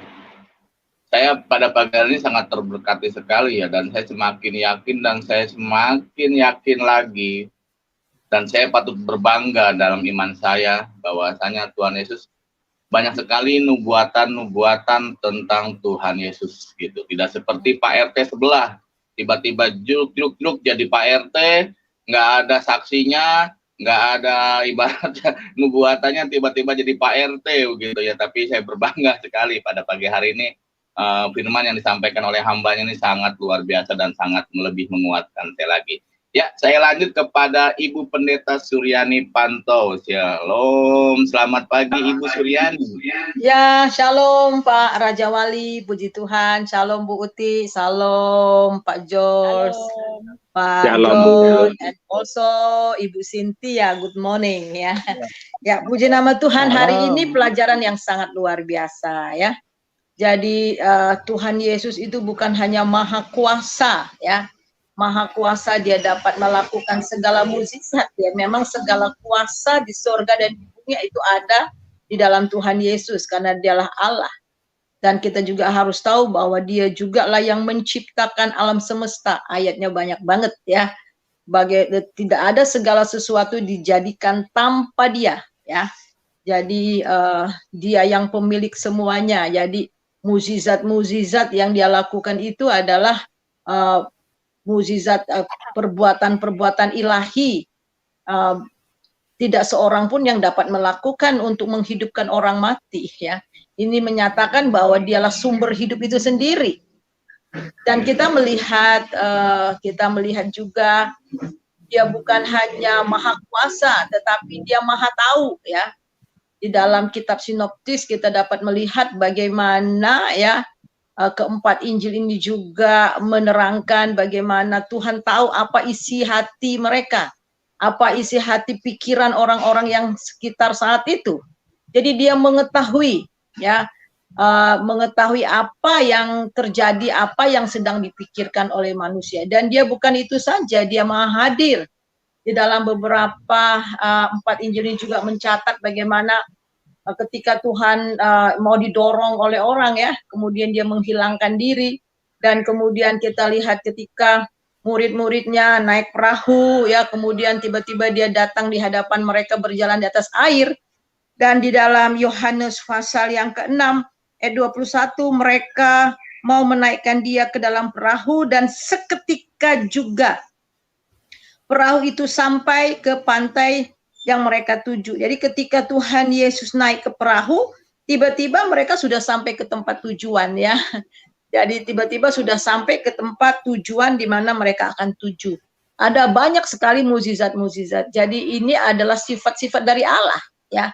Hanya Allah yang mempunyai semua ini. Dia adalah maha tahu, dia maha hadir, dan dia juga maha kuasa. Jadi dia dapat melakukan segala perkara. Nah, tadi disinggung bagaimana mereka yang tidak percaya, mereka tidak mendapatkan mukjizat, mereka tidak melihat mukjizat. Contohnya orang-orang di Nazaret ya, karena mereka melihat Tuhan Yesus ya, tukang kayu dan sebagainya, jadi mereka tidak percaya kepadanya sehingga mukjizat itu tidak dinampakkan ke dalam hidup mereka. Tetapi ada juga Alkitab mencatat bagaimana mereka datang kepada Tuhan Yesus karena mukjizat-mukjizat. Akan tetapi Tuhan tidak mempercayakan dirinya kepada mereka karena mereka hanya mau melihat tanda. Jadi yang penting di sini adalah bukan mukjizatnya yang mereka cari atau keilahiannya, tetapi betul-betul orang-orang itu percaya kepada Tuhan Yesus. Percaya kepada dia, dan kemudian mereka akan diselamatkan. Jadi ada beberapa ayat jelas bahwa di dalam Yohanes pasal yang ketiga ayat yang ke-36 ya, Yohanes pasal 3:36, barang siapa percaya kepada anak, ia beroleh hidup yang kekal ya. Percaya kepada anak, ia beroleh hidup yang kekal. Ada orang mengalami mukjizat, tetapi hanya percaya pada mukjizat. Dan akhirnya mereka tidak diselamatkan, tapi hanya percaya saja. Tetapi percaya kepada pribadi Tuhan Yesus itu sendiri. Menerima pribadi Tuhan Yesus itu sendiri. Maka mereka akan diselamatkan. Tetapi barang siapa tidak taat kepada anak, ia tidak akan melihat hidup, melainkan murka Allah tetap di dalam dia. Jadi itu ya kebenaran firman Tuhan yang kita dengar pada hari ini luar biasa, sehingga mengingatkan kepada kita bahwa Dialah Allah yang Maha Kuasa dan Dia dapat melakukan apa saja yang tidak dapat dilakukan oleh manusia. Ya, amin. Ya, terima kasih Ibu Pendeta Suryani. Ya, mungkin Ibu Uti Sama-sama, ada Pak. yang atau mau cukup, ya. ditambahkan dengan apa yang disampaikan oleh Ibu Pendeta. Silakan Ibu Uti. Ya, luar biasa, sudah dikasih tahu semua ya. Ibu Yani jauh lebih tahu dari saya. Ya, cukup, yang lain aja. Silakan Pak John, Pak Cynthia. Sudah cukup ya, luar biasa sekali ya. Jadi iman percaya kita itu, jadi orang Kristen itu mereka hidup, mereka itu melihat kuasa Tuhan dengan percaya ya. Tetapi percayanya itu juga kita melihat dengan percaya dengan mujizat-mujizat. Ya, percaya dia bisa kayak percaya sama dukun akhirnya kan. Kalau yang percaya seperti itu ya, percaya kalau ini bisa menyembuhkan saya, tetapi bukan percaya kepada keilahiannya, percaya pada sosok Yesus itu. Ada juga yang seperti itu. Saya tahu Yesus mampu ya, dia seperti ini, orang yang berkuasa, orang yang hebat gitu ya, orang yang supranatural gitu kan. Ada juga yang percaya seperti itu kepada Yesus pada saat itu, tetapi itu hanya seperti kita mempercayai kalau dukun bisa menyembuhkan orang sakit gitu ya. Kita tidak percaya kepada yang dibalik itu ya, yang memberikan kuasa itu ya, yang Yesus minta kepada kita ya kita percaya kepada Dia kan, yang mau ditekankan tadi di dalam pengajaran saya tadi, khotbah saya tadi itu saya mau menekankan bahwa Yesus itu adalah Tuhan. Dengan buktinya apa? Dengan tandanya apa? Ya, dengan tanda Dia memiliki otoritas kuasa keilahiannya itu. Nah, itulah yang mau ditekankan. Jadi marilah percaya teman-teman ya. Untuk yang belum percaya bahwa Yesus adalah Tuhan, ya mari percaya. Karena Yesus membawa bukti, bukan janji, bukan klaim, tetapi Dia membawa bukti yang menunjukkan ya segala persyaratan untuk menunjukkan bahwa Yesus adalah Tuhan itu telah dibuktikan, telah diperlengkapi, telah ada, telah genap, telah ada semua. Segala persyaratan untuk membuktikan gitu, sekali lagi bahwa Dia adalah Tuhan itu, segala persyaratan itu sudah dilengkapi, sudah ada pada Yesus ya. Dia adalah Tuhan, Dia memiliki kuasa ilahi, Dia mengampuni dosa, Dia berkuasa atas alam raya ini gitu kan. Dia membangkitkan orang mati, berkuasa atas tidak tunduk pada maut, Dia naik lagi ke sorga gitu kan. Bahkan dengan dahsyatnya Dia mengirimkan rohnya gitu kan. Mana ada yang bisa mengirimkan roh dan berani mengklaim ya, aku akan minta kepada Bapa ya supaya mengirimkan roh penolong ya, aku akan minta kepada Bapa yang akan diutus di dalam namaku. Nah, itu kan ya, minta kepada Bapa ya, Roh Kudus diutus dalam nama dari Bapa, tetapi dalam nama Yesus. Satu kesatuan gitu kan, satu kesatuan yang nggak bisa dipisah.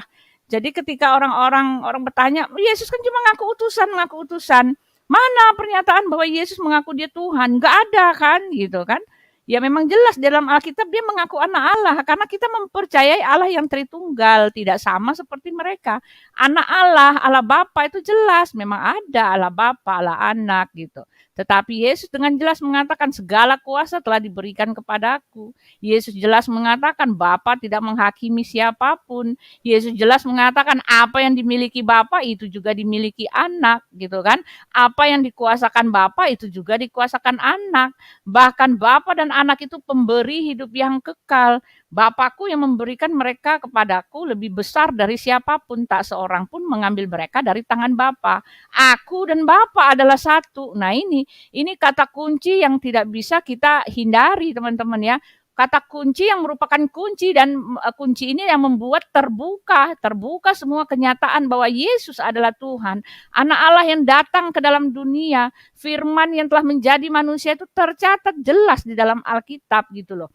Ya, kenapa begitu ya? Karena begitu, karena Allah datang ke dunia karena Dia mau menyelamatkan kita. Kenapa sih harus diselamatkan? Ya memang begitu, Dia harus menghukum dosa, tetapi Dia menyatakan kasih-Nya. Datanglah Dia. Semua, segala persyaratan, segala pertanyaan mengenai ketuhanan Yesus itu tercatat semua di Alkitab. Enggak ada yang tidak dicatat gitu loh. Jadi kita kalau mau mencari siapa Yesus itu, baca aja Alkitab. Ditulis dengan hebatnya di situ. Ya, ditulis dengan terang benderang. Segala pertanyaan-pertanyaan itu Alkitablah yang menjawab gitu loh. Jadi ya nggak ada keraguan sebetulnya. Karena dipandang dari sini Yesus adalah Tuhan, dipandang dari sudut kanan Yesus adalah Tuhan, dipandang dari sudut sini ya dari segala sudut pandang. Ya keempat penulis Injil kanonik itu mereka memandang dari keempat sudut pandang, gitu kan? Menulis dengan keinginan mereka sendiri, menulis dengan mereka punya visi misi, penekanan sendiri dengan berdasarkan hasil pengalaman dia dengan Tuhan. Ya, dari 4 penjuru ini mereka dapatkan Yesus adalah Tuhan gitu loh. Satu bukti aja yang satu saksi bukti aja sudah dua lah ya, dua di dunia ini, dua aja saksi bukti sudah menunjukkan bahwa pernyataan itu sah. Apalagi ya, ditulis di dalam Alkitab itu begitu banyak para penulis Alkitab, lebih daripada 60-an orang gitu ya, dari kitab Perjanjian Lama. Semua mengarah kepada Yesus adalah Tuhan. Mau bilang apa? Ya kalau nggak mau terima ya silakanlah gitu ya, rasakan sendiri akibatnya. Kata Yesus akan dibuang ke dalam api yang menyala-nyala gitu kan katanya kan. Iya teman-teman, ya silakan. Ya, baik, terima kasih Ibu Uti Otimena ya. Ya memang saudara terkasih, perbedaan antara nabi yang diutus oleh Allah dan Tuhan Yesus, ataupun nabi-nabi yang diutus oleh Allah dari bangsa Israel. Nabi-nabi yang diutus dari bangsa Israel oleh Allah itu semuanya mukjizat. Ketika mereka melakukan mukjizat itu ada saksi-saksi hidup pada waktu itu dan disaksikan oleh banyak orang gitu. Berbeda dengan Pak RT gitu. Pak RT ini raja klaim gitu, raja-raja klaim gitu. Tapi puji Tuhan, Tuhan Yesus kita itu tidak pernah mengklaim segala sesuatu ya, puji Tuhan. Karena apa? Karena memang segala sesuatunya adalah kepunyaan Dia gitu, kepunyaan Tuhan Yesus gitu. Makanya kita harus berbangga hati gitu. Makanya Pak RT ini mempunyai warga komplek-komplek yang ya luar biasa, aneh bin aja, tetapi itulah tugas kita untuk selalu mewartakan kebenaran firman Tuhan, dan mereka kita percaya dan yakin Tuhan akan menjamah mereka gitu. Kita lanjut lagi kepada Pak John Hidayat. Salam, selamat pagi Pak John Hidayat.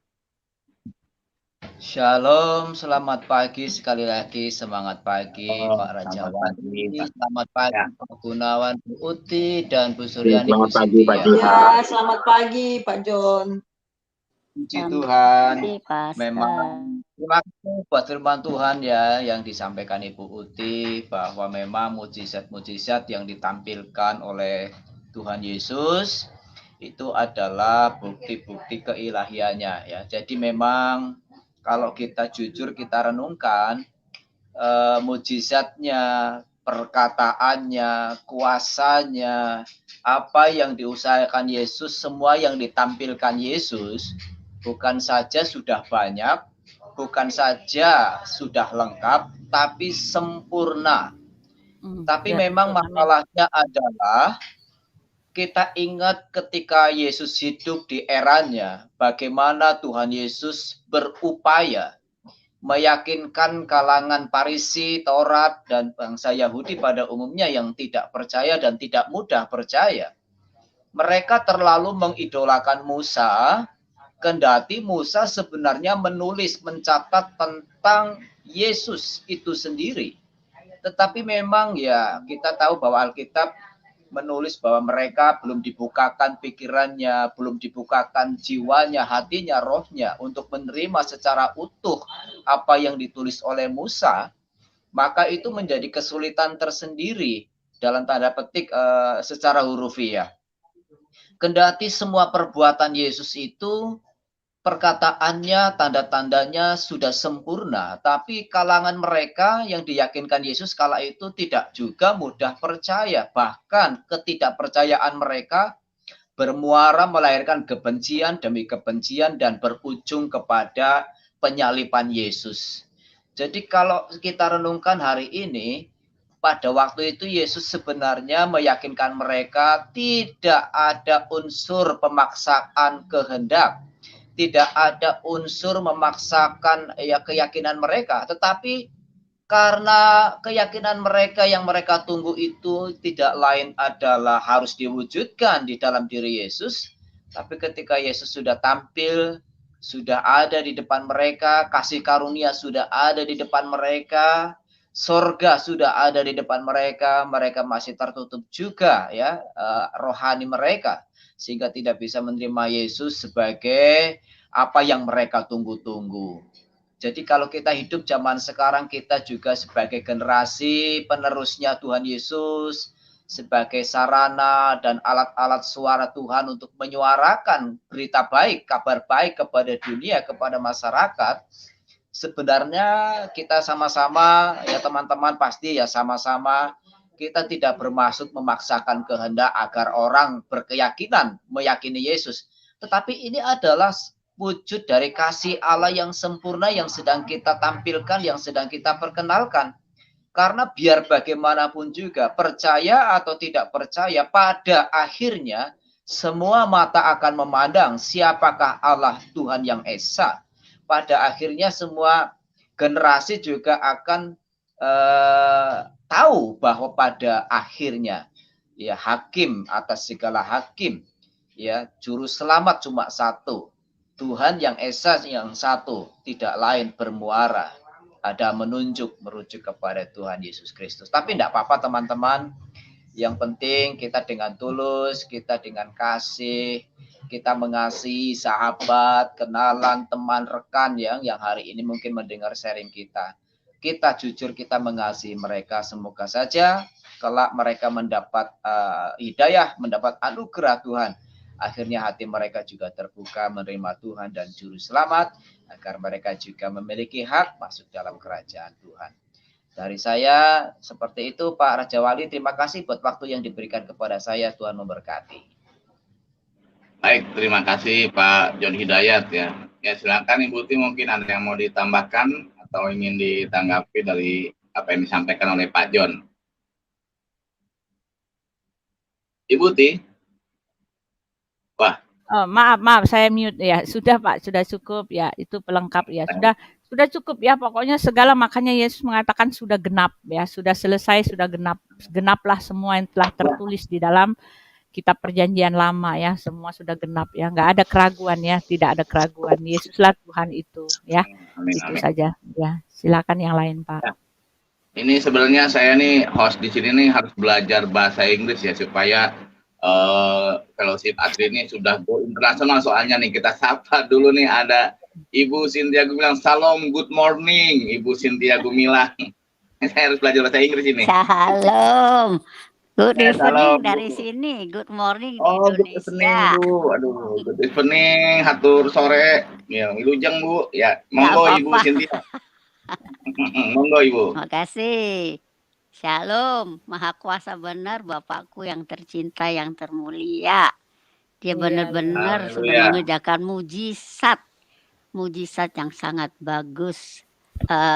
Dunia dia juga yang menciptakan, itu juga udah mujizat. Tubuh kita dia yang menciptakan, semuanya dia yang menciptakan, itu udah mujizat juga. Orang dari mati dia beri hidup, Lazarus. Water jadi anggur, itu juga mujizat. Wah, kita nggak bisa bilang apa yang nggak mujizat, apalagi ya yang mau dibilang. Tuhan kita ya udah seluruhnya. Nggak ada Tuhan, kita nggak ada di sini juga. Amin. Puji Tuhan. And Tuhan juga hidup di zaman sekarang. Waktu aku ketabrakan itu juga mujizat. Aku masih hidup sekarang. Masih bisa ngomong, masih bisa napas. Mau ngomong apa lagi? Udah nggak ada lagi yang bisa ngomongin. Tuhan itulah segala-galanya. Kalau orang nggak mau percaya, ya itu ruginya dia sendiri lah.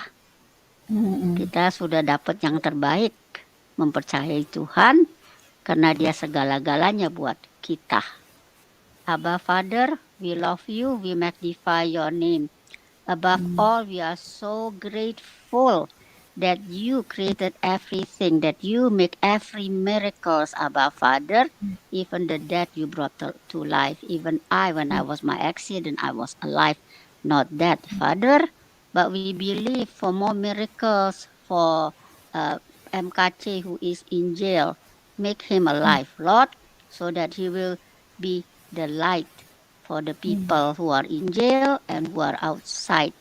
That when he come out of jail, he is alive, really miracles from you, Lord. We believe in you that you will give him the biggest miracle of all, Lord God the Father Almighty. and we surrender this prayer to you, and we surrender this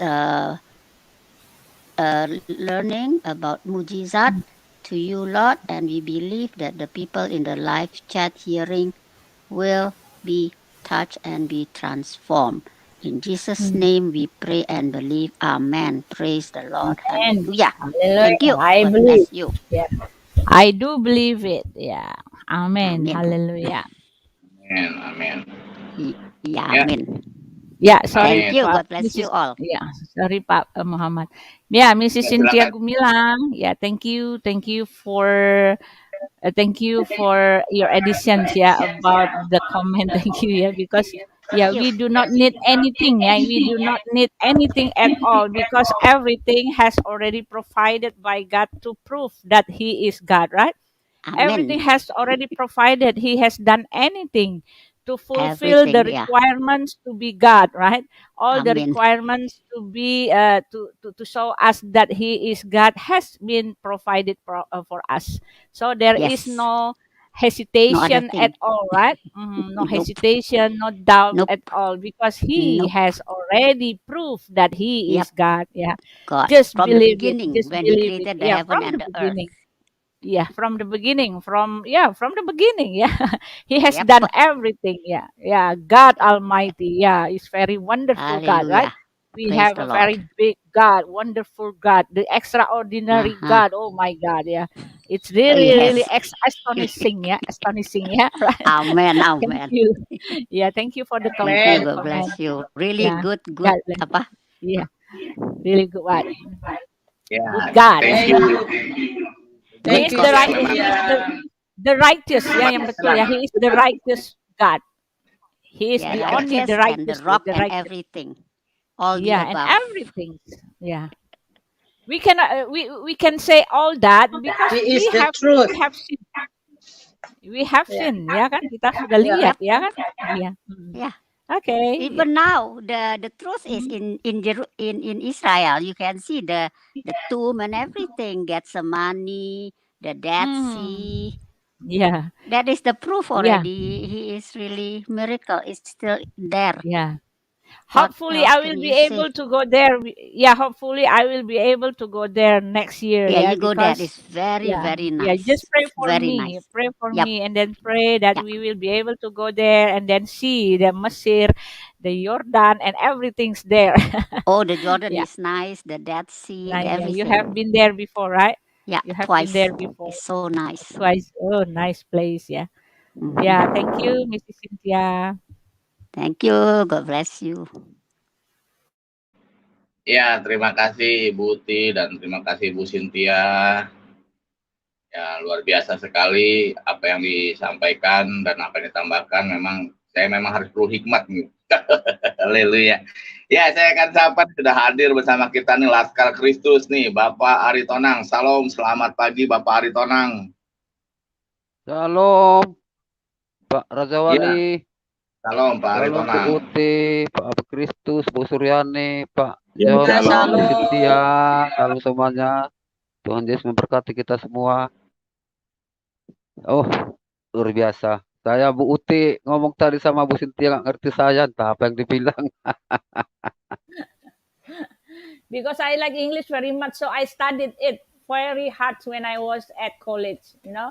Waktu di Oke, college ya, itu, support I like Ibu. it very much. Senang Alhamdulillah. sekali saya bahasa Inggris. Now Haleluya. Kalau aku, I'm also studying. Saya juga lagi belajar satu bahasa nih. Wah, kalau aku mudah-mudahan. Bu, tahunya cuma how are you fine, thanks, and you, I am just fine. Itu aja tahu saya Bu.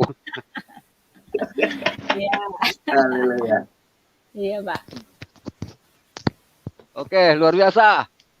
Mhm. Memang kalau keilahian Tuhan Yesus ngapain lagi kita Iya. ragukan?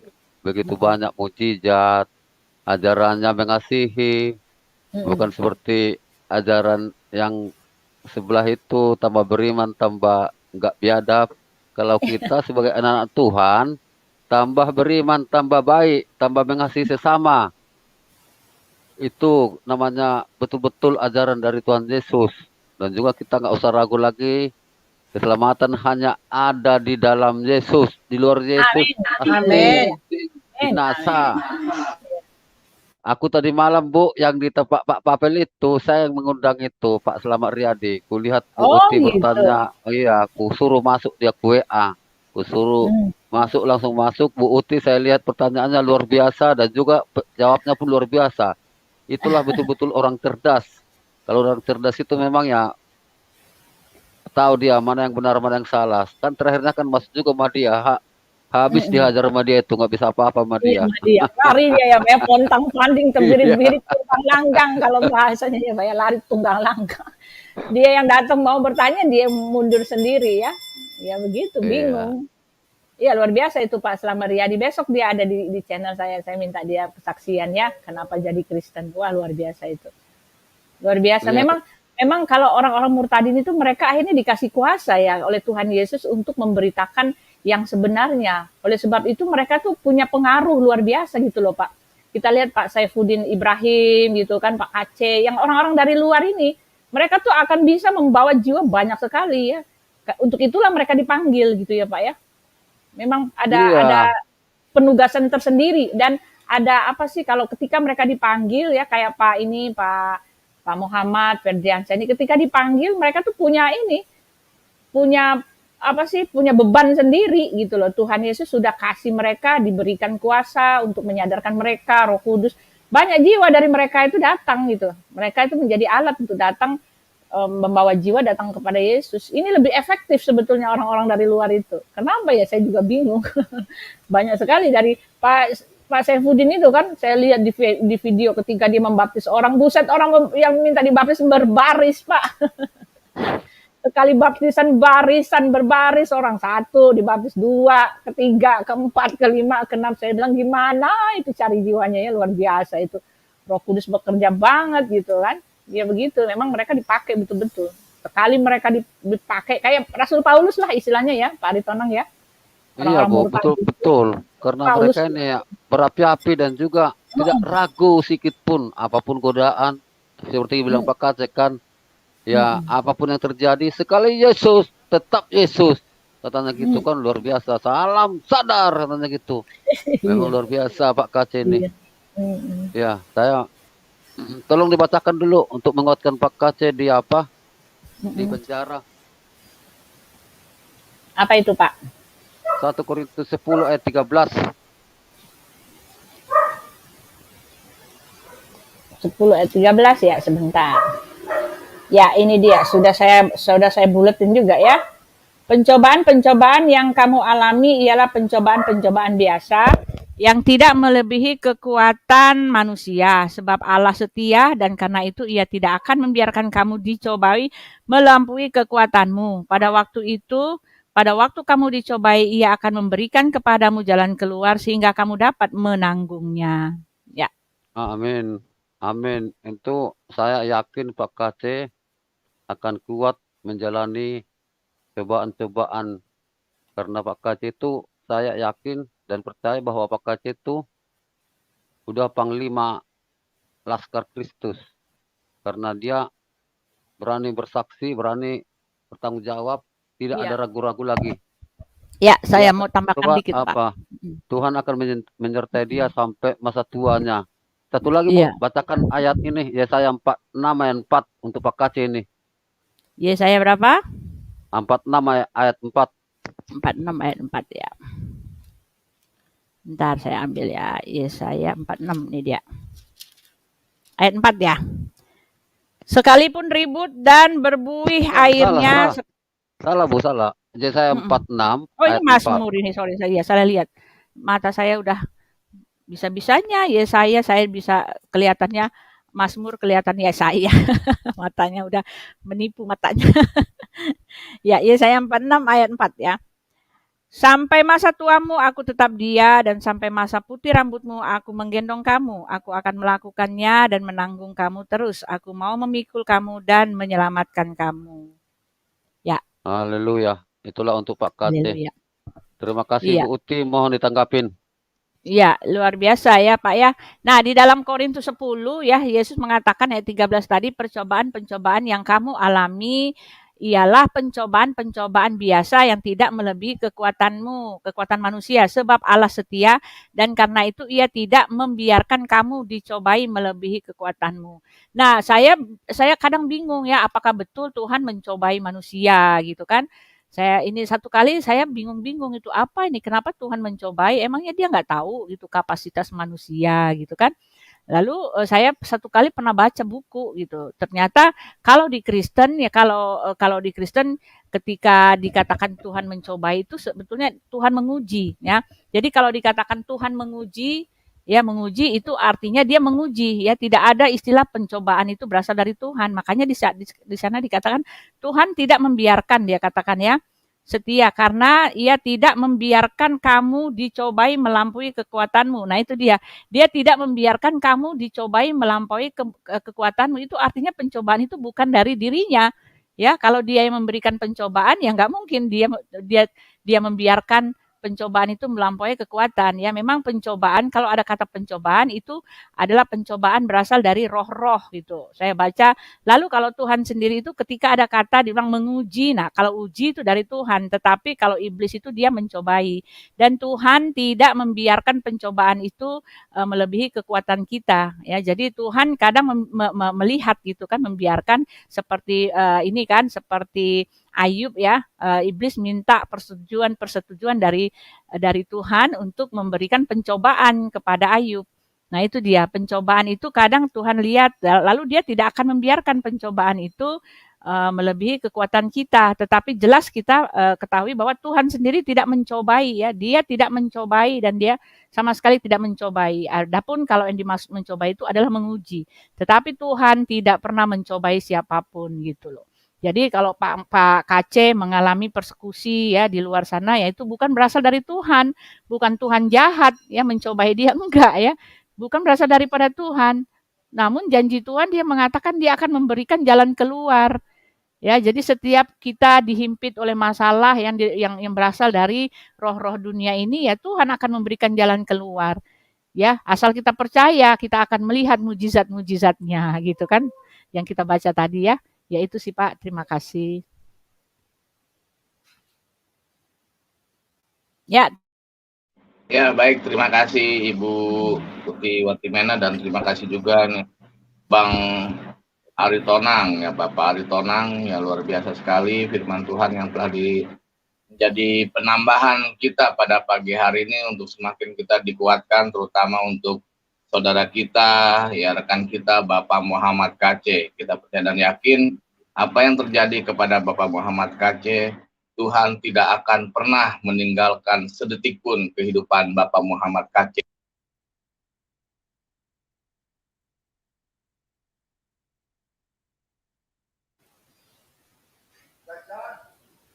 Halo? Suara Pak MPV hilang. Ada kok. Oh, iya itu mulai lagi nih HP saya nih, HP saya. Ada kok MVP-nya. Ada, Bu. Iya, iya. Ada. Sering banget saya Ya, begini, baik. suara kalian hilang. Iya, lanjut Pak. Ya, terima kasih ya. Sekarang kita lanjut kepada ada Praise the Lord. Shalom, selamat pagi, Praise the Lord. Halo, selamat pagi. Selamat pagi. Shalom, selamat pagi. Suaranya? Suara saya bisa kedengaran? Agak kecil, Pak. Bisa agak diperbesar lagi kalau bisa kamu ditolak, Pak. Oh, oke. Kalau sekarang gimana? Kalau sekarang gimana? Silakan, bagus Pak. Ya, oke. Selamat pagi Pak. Pak MVP ini namanya siapa sih Pak? Pak Muhammad apa? Muhammad Ferdiansyah Pak. Oh Pak, salam kenal Pak. Saya sudah beberapa kali lihat sih Bapak ini. Iya, salam selamat juga, pagi. Pak. Selamat pagi semuanya, Bu Uti, Bu Suryani, Bu Sintia, Pak Aritonang, dan Pak. Salam. Ibu yang lain. Iya, ya kita memang mesti mengimani ya bahwa apapun yang terjadi dalam kehidupan anak-anak Tuhan itu bukan di luar pengetahuan Tuhan. Jadi kita mesti percaya bahwa memang Tuhan itu nggak kaget kok misalnya apa yang terjadi ke Pak Muhammad KC ya. Tiba-tiba kok dia ditangkap, kok dia digebukin ya. Kalau kita percaya Tuhan itu Maha Kuasa, pasti kita percaya ada rencana Tuhan. Walaupun memang sangat sulit diterima bagi kita yang punya akal sehat dan punya moral gitu. Karena memang ada kejahatan kan di dunia ini. Nah, saya tuh pengen sharing dari Wahyu ya. Wahyu mungkin melengkapi saja tentang apa yang terjadi kepada orang-orang percaya. Itu kan di Wahyu 13 ayat 10 itu bilangnya, barang siapa ditentukan untuk ditawan, ia akan ditawan. Barang siapa ditentukan untuk dibunuh dengan pedang, ia harus dibunuh dengan pedang. Yang penting di sini ialah ketabahan dan iman orang-orang kudus. Nah, kalau baca konteks kitab Wahyu ini kan memang ini di jemaat pada waktu itu di dalam penderitaan memang aniaya. Nah, tapi memang kita lihat ada kebenarannya. Memang untuk seseorang itu jadi martir itu kita nggak bisa ya karena usaha kita ya. Saya percayanya ya memang ada orang-orang sudah ditentukan seperti itu. Jadi ada orang yang memang ya seperti rasul-rasul kan. Dari semua rasul bahkan cuma Yohanes mungkin yang umur sampai meninggalnya tua. Yang lain itu mengalami aniaya. Nah, apakah mereka tidak disertai, tidak dikasihi Tuhan? Tidak. Saya sih percaya di kitab Wahyu ini memang mereka lah orang-orang yang sudah ditentukan oleh Tuhan. Ada yang ditawan, ada yang dibunuh dengan pedang. Jadi ya ada orang yang nggak sampai meninggal pun nggak apa-apa. Ada hamba Tuhan yang sampai meninggal pun ya memang tidak mengalami aniaya. Tapi kita harus melihat kedua sisi ini bahwa semuanya ada dalam rencana Tuhan. Ya mungkin tugas bagi kita orang-orang percaya tetap terus berdoa ya, karena pasti ada sesuatu yang Tuhan mau kerjakan. Saya selalu percaya ada kalimat yang bilang begini, darah para martir itu benih gereja, dan lihat saja di mana orang Kristen dianiaya, justru gereja itu semakin bertumbuh. Jadi di Romawi kan 300-400 tahun orang Kristen dianiaya. Nggak ada yang nyangka tiba-tiba jadi negara yang justru percaya Tuhan. Ya jadi salah satu pusat aliran kekristenan. Itu saja Pak Muhammad. Terima kasih. Iya, baik, terima kasih Pak. Praise the Lord. Ya memang apa yang terjadi ya kepada saudara kita Bapak Muhammad KC, kita percaya dan yakin Tuhan tidak akan pernah meninggalkan sedetik pun bagi kehidupan Bapak Muhammad KC dan keluarga. Dan kita selalu berdoa kemuliaan Tuhan akan selalu terpancar di negara kita, Negara Kesatuan Republik Indonesia ini. Ya baik, sebelum kita masuk ke dalam doa syafaat, dalam pokok-pokok doa, ya mungkin dari Ibu Uti Watimena ada yang ingin ditambahkan, Bu. Silakan Ibu Watimena. Mau bicara tentang ya yang dialami Pak KC ya. Iya, silakan. Sekarang akhirnya ya waktu dia dianiaya itu, sekarang akhirnya semua mata melihat gitu, tetapi dari sudut pandang mereka masing-masing. Ada yang mengatakan bahwa itulah azab yang betul buat yang sebenarnya buat Pak KC. Lalu ada juga yang mengatakan oh Pak KC sedang pikul salib gitu kan. Lalu ada yang mengatakan ya itulah upahnya. Dia berani ngomong ya dia berani terima akibatnya gitu. Tetapi kalau kita sebagai orang Kristen ya kita sudah melihat ya, sebetulnya ini merupakan bukti buat kita. Dari buahnya lah kita mengenal, kita tahu apa itu pohonnya. Kalau buahnya mangga ya pohonnya harusnya pohon mangga gitu kan. Kalau buahnya jambu ya pohonnya pohon jambu. Kalau buahnya kejahatan ya pohonnya ya iblis gitu kan. Betapapun dia mengaku bahwa dia berasal dari Tuhan, yang mengikuti perkataan Tuhan gitu. Mengikuti membela Tuhan, betapapun membawa-bawa agama. Tetapi Alkitab sudah menjabarkan kepada kita dari buahnya kamu mengenal pohonnya. Pohonnya itu bisa dikenal dari buahnya, bolak-balik ke situ kan, pohon mengenal buah, buah mengenal pohon. Jadi hasilkanlah buah yang sesuai dengan pertobatan. Jadi kalau ada hasil atau perbuatan perkataan yang menyuarakan kasih, nah itu sungguh berasal dari Tuhan gitu. Ya, tapi kalau sebaliknya seperti ini ya mau bicara apa walaupun mengklaim itu berasal dari Tuhan ya kita sudah tahu lah, nggak usah diperbincangkan ya dari buahnya lah pohon itu dikenal gitu. Jadi justru pada saat ini menggambarkan kepada kita lebih baik kita lebih lagi berpegang pada Tuhan yang kasih itu karena Allah itu memang kasih. Itulah Allah yang benar. Karena dia menciptakan kita dengan kasih-Nya. Dia menciptakan bumi, langit, dan segala isi dengan kasih. Karena kasih-Nya kita ada. Karena kasih-Nya kita selamat. Karena kasih. Allah itu kasih. Jadi kalau ada yang menawarkan Allah di luar Allah yang kasih, ya bukan Allah yang benar. Ya, Yohanes 17, bahwa engkaulah satu-satunya Allah yang benar, gitu kan. Itu dia, Allah yang benar adalah Allah kita. Ya, lalu dikatakan juga Allah yang benar itu di dalam anaknya Yesus Kristus, dikasih tahu lagi. Ya, di dalam anaknya Yesus Kristus, segenap kepenuhan Allah yang benar itu ada di dalam diri Yesus Kristus. Yesuslah Allah yang benar itu, dia adalah Allah yang benar dan hidup yang kekal. Kekekalan hidup itu kita mendapatkan memperoleh hidup yang kekal ya lagi-lagi karena kasih. Jadi hasilkanlah semua buah-buah yang mengutamakan kasih, yang menunjukkan kasih. Dari situ kita mengerti ya mana Tuhan yang benar, Allah yang kasih, mana tidak gitu. Tetapi satu hal, Allah itu adalah kasih. Tidak ada Allah yang lain, ya tidak ada Allah yang lain ya. Kalau dia tidak kasih itu bukan Allah, itu saja. Iya, terima kasih Pak. Ya, baik. Terima kasih. Saudara terkasih dan terima kasih juga kepada Ibu Watumiana yang sudah menguatkan kita, menyegarkan iman kita dengan kebenaran firman Tuhan pada pagi hari ini. Baik saudara terkasih, kita akan masuk ke dalam pokok-pokok doa syafaat. Saya akan membagikan pokok-pokok doa syafaat pada pagi hari ini. Ya, saya minta kesediaan waktu dari Ibu Cynthia Gumilang untuk berdoa bagi negara, bangsa, negara Kesatuan Republik Indonesia. Ibu Cynthia, apakah berkenan Ibu? Iya, Ibu Cynthia. Ya, baik. Mungkin ke Bapak Aritonang ya, Bapak bisa membawakan pokok doa bangsa negara, Pancasila, NKRI, dan pemerintahan pusat dan daerah. Apakah Bapak Aritonang bersedia, Pak?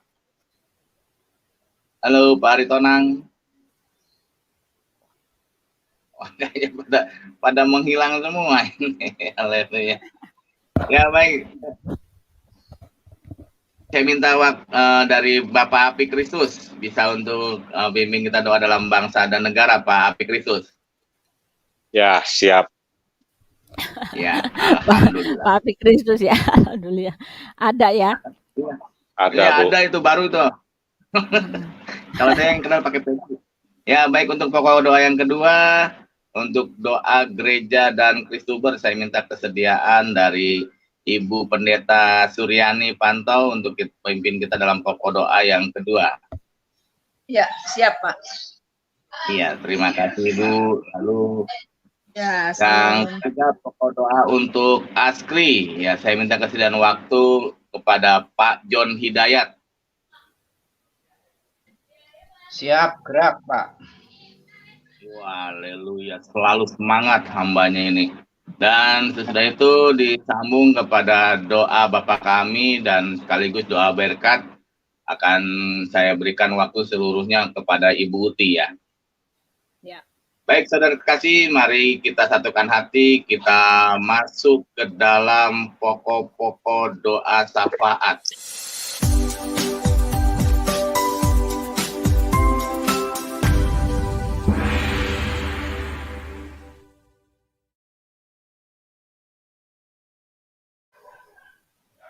Ya, mari kita berdoa. Tidak ada nama lain yang patut kami sembah, kami tinggikan, kami agungkan, kami muliakan. Engkau adalah nasihat ajaib, Allah yang perkasa, Bapa yang kekal, Raja damai, yaitu Tuhan Yesus Kristus. Terima kasih Tuhan, terima kasih atas segala rahmat, kasih karunia, anugerah-Mu yang sudah Kau beri dalam hidup ini Tuhan, kami bisa menyembah Tuhan yang benar. Tuhan Sang Pencipta, Alfa dan Omega. Terima kasih semuanya Tuhan Yesus, terima kasih, terima kasih.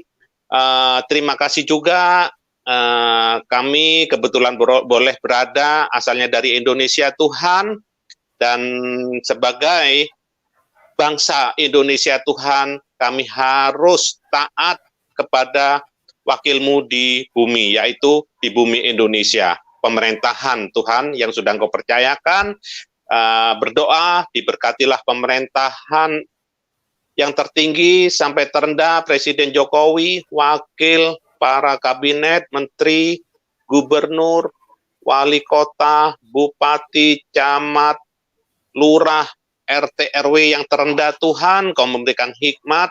Memang tidak mudah Bapa. Indonesia penuh gejolak.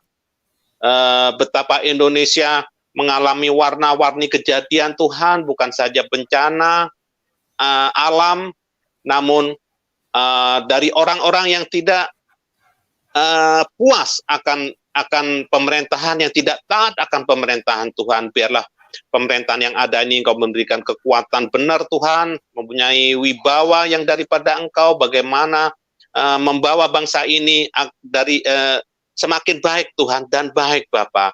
Terima kasih Tuhan. Untuk itu kami berdoa untuk bangsa Indonesia dari Sabang sampai Merauke Tuhan.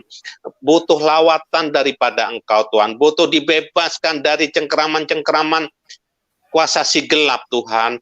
Berdoa untuk penguasa-penguasa udara di udara Indonesia Tuhan, dari Sabang sampai Merauke, di dalam kuasa darah Yesus kami ikat penguasa-penguasa udara itu Bapa, di dalam kuasa darah Yesus ini Tuhan, supaya bangsa Indonesia dari Sabang sampai Merauke semuanya bebas dari cengkeraman si iblis, si kuasa kegelapan, sehingga kami merindukan Tuhan, Indonesia terjadi revival Tuhan, Indonesia terjadi tsunami pertobatan yang luar biasa, sehingga bangsa Indonesia datang untuk menyembah-Mu. Semua lutut bertelut, semua lidah mengaku bahwa Tuhan Yesus Kristus adalah Tuhan Raja yang patut disembah.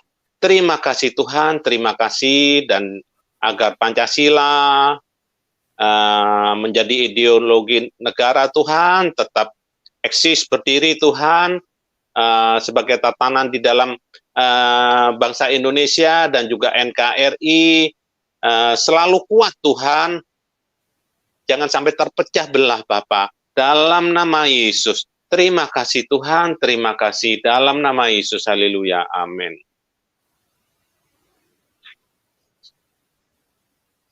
Bapa, di dalam nama Yesus, pada saat ini kami membawakan gereja Tuhan. Kami adalah satu tubuh Kristus, Engkau adalah kepala daripada gereja itu.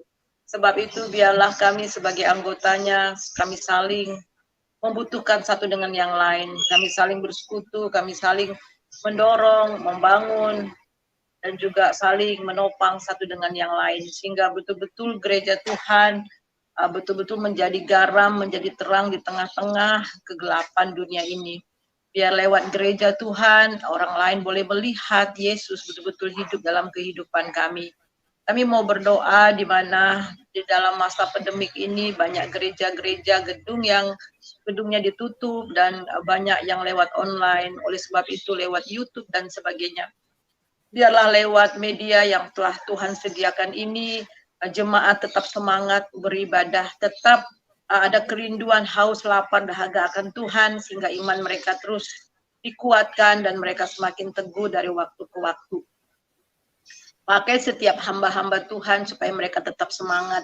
Dan kami mau berdoa khususnya untuk Kristuber di mana-mana sudah ada. Oh Bapa, di dalam nama Yesus kami memuji, memuliakan nama Tuhan. Karena lewat situasi pandemik ini muncul Kristuber yang baru yang dipakai oleh Tuhan di dalam memberitakan berita sukacita, berita keselamatan. Engkau pakai mereka Tuhan supaya setiap berita keselamatan yang didengar oleh setiap orang itu boleh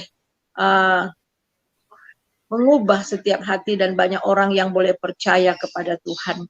Kami mengucap syukur lewat YouTube, lewat live streaming dan sebagainya Tuhan. Berita kabar baik ini tidak dibatasi oleh ruang dan waktu. Kami mengucap syukur biarlah supaya ada kesatuan tubuh Kristus di antara Kristober untuk mengerjakan amanat agung Tuhan Yesus Kristus. Terima kasih, berkati kami semuanya. Di dalam nama Yesus kami berdoa. Haleluya. Amin. Amin. Ya, kita Tuhan berdoa. Yesus, Bapak kami. kami hamba-Mu berdoa Tuhan untuk Askri. Kami berdoa adanya Askri, kami percaya ini juga bagian dari kehendak dan kerinduan Tuhan, khususnya bagi bumi Indonesia, agar Askri ini adalah suatu wadah yang diberkati Tuhan untuk memberkati segala kaum, keluarga, masyarakat, khususnya yang ada di bumi Indonesia. Kami berdoa untuk setiap pengurus Askri, dari ketua, pengurus yang lain, supaya Tuhan selalu berikan inspirasi baru, Tuhan, supaya lewat Askri dan teman-teman ini, maka kami dapat melahirkan nilai-nilai positif bagi pertumbuhan iman masyarakat Indonesia, masyarakat yang ada di tanah air kami. Kami juga berdoa ketika kami semua bertumbuh dalam iman yang benar, kami hidup dalam iman yang benar, memiliki pemahaman iman yang benar, maka kami menjadi masyarakat yang memberikan kontribusi positif bagi kemanusiaan ya Tuhan, bagi sesama, sehingga kami satu dengan yang lainnya saling memberkati, dan kami saling membangun bangsa ini supaya bangsa Indonesia semakin besar dan maju, semakin beradab, dihormati bangsa-bangsa lain, nama-Mu akhirnya dipermuliakan. Terima kasih Tuhan, itulah doa sembahyang kami bagi Askri, dan kami naikkan doa sembahyang kami dalam nama Tuhan Yesus Kristus. Haleluya. Amin. Kita berdoa, Bapa kami yang ada di sorga, dikuduskanlah nama-Mu, datanglah kerajaan-Mu, jadilah kehendak-Mu di bumi seperti di sorga. Berilah kami pada hari ini makanan kami yang secukupnya, dan ampunilah akan segala kesalahan kami, seperti kami sudah mengampuni orang bersalah kepada kami. Dan janganlah membawa kami ke dalam pencobaan, tetapi lepaskanlah kami daripada yang jahat. Karena Engkaulah punya kerajaan dan kuasa dan kemuliaan sampai selama-lamanya. Pergilah dalam damai sejahtera. Kasih Tuhan Yesus menyertai Bapak Ibu sekalian. Dia akan menyertai engkau dalam lumbungmu, dalam rumahmu, dalam keluargamu, dalam pekerjaanmu. Dia akan membimbing engkau kemanapun engkau pergi. Dia adalah Allah yang setia. Pergilah dalam kasih setia Tuhan Yesus Kristus dan nyatakanlah kasih setia itu kepada semua orang supaya banyak jiwa yang datang kepadanya. Kasih karunia dan damai sejahtera dari Allah Bapa kita menyertai kita sekalian dari sekarang sampai selama-lamanya. Amin.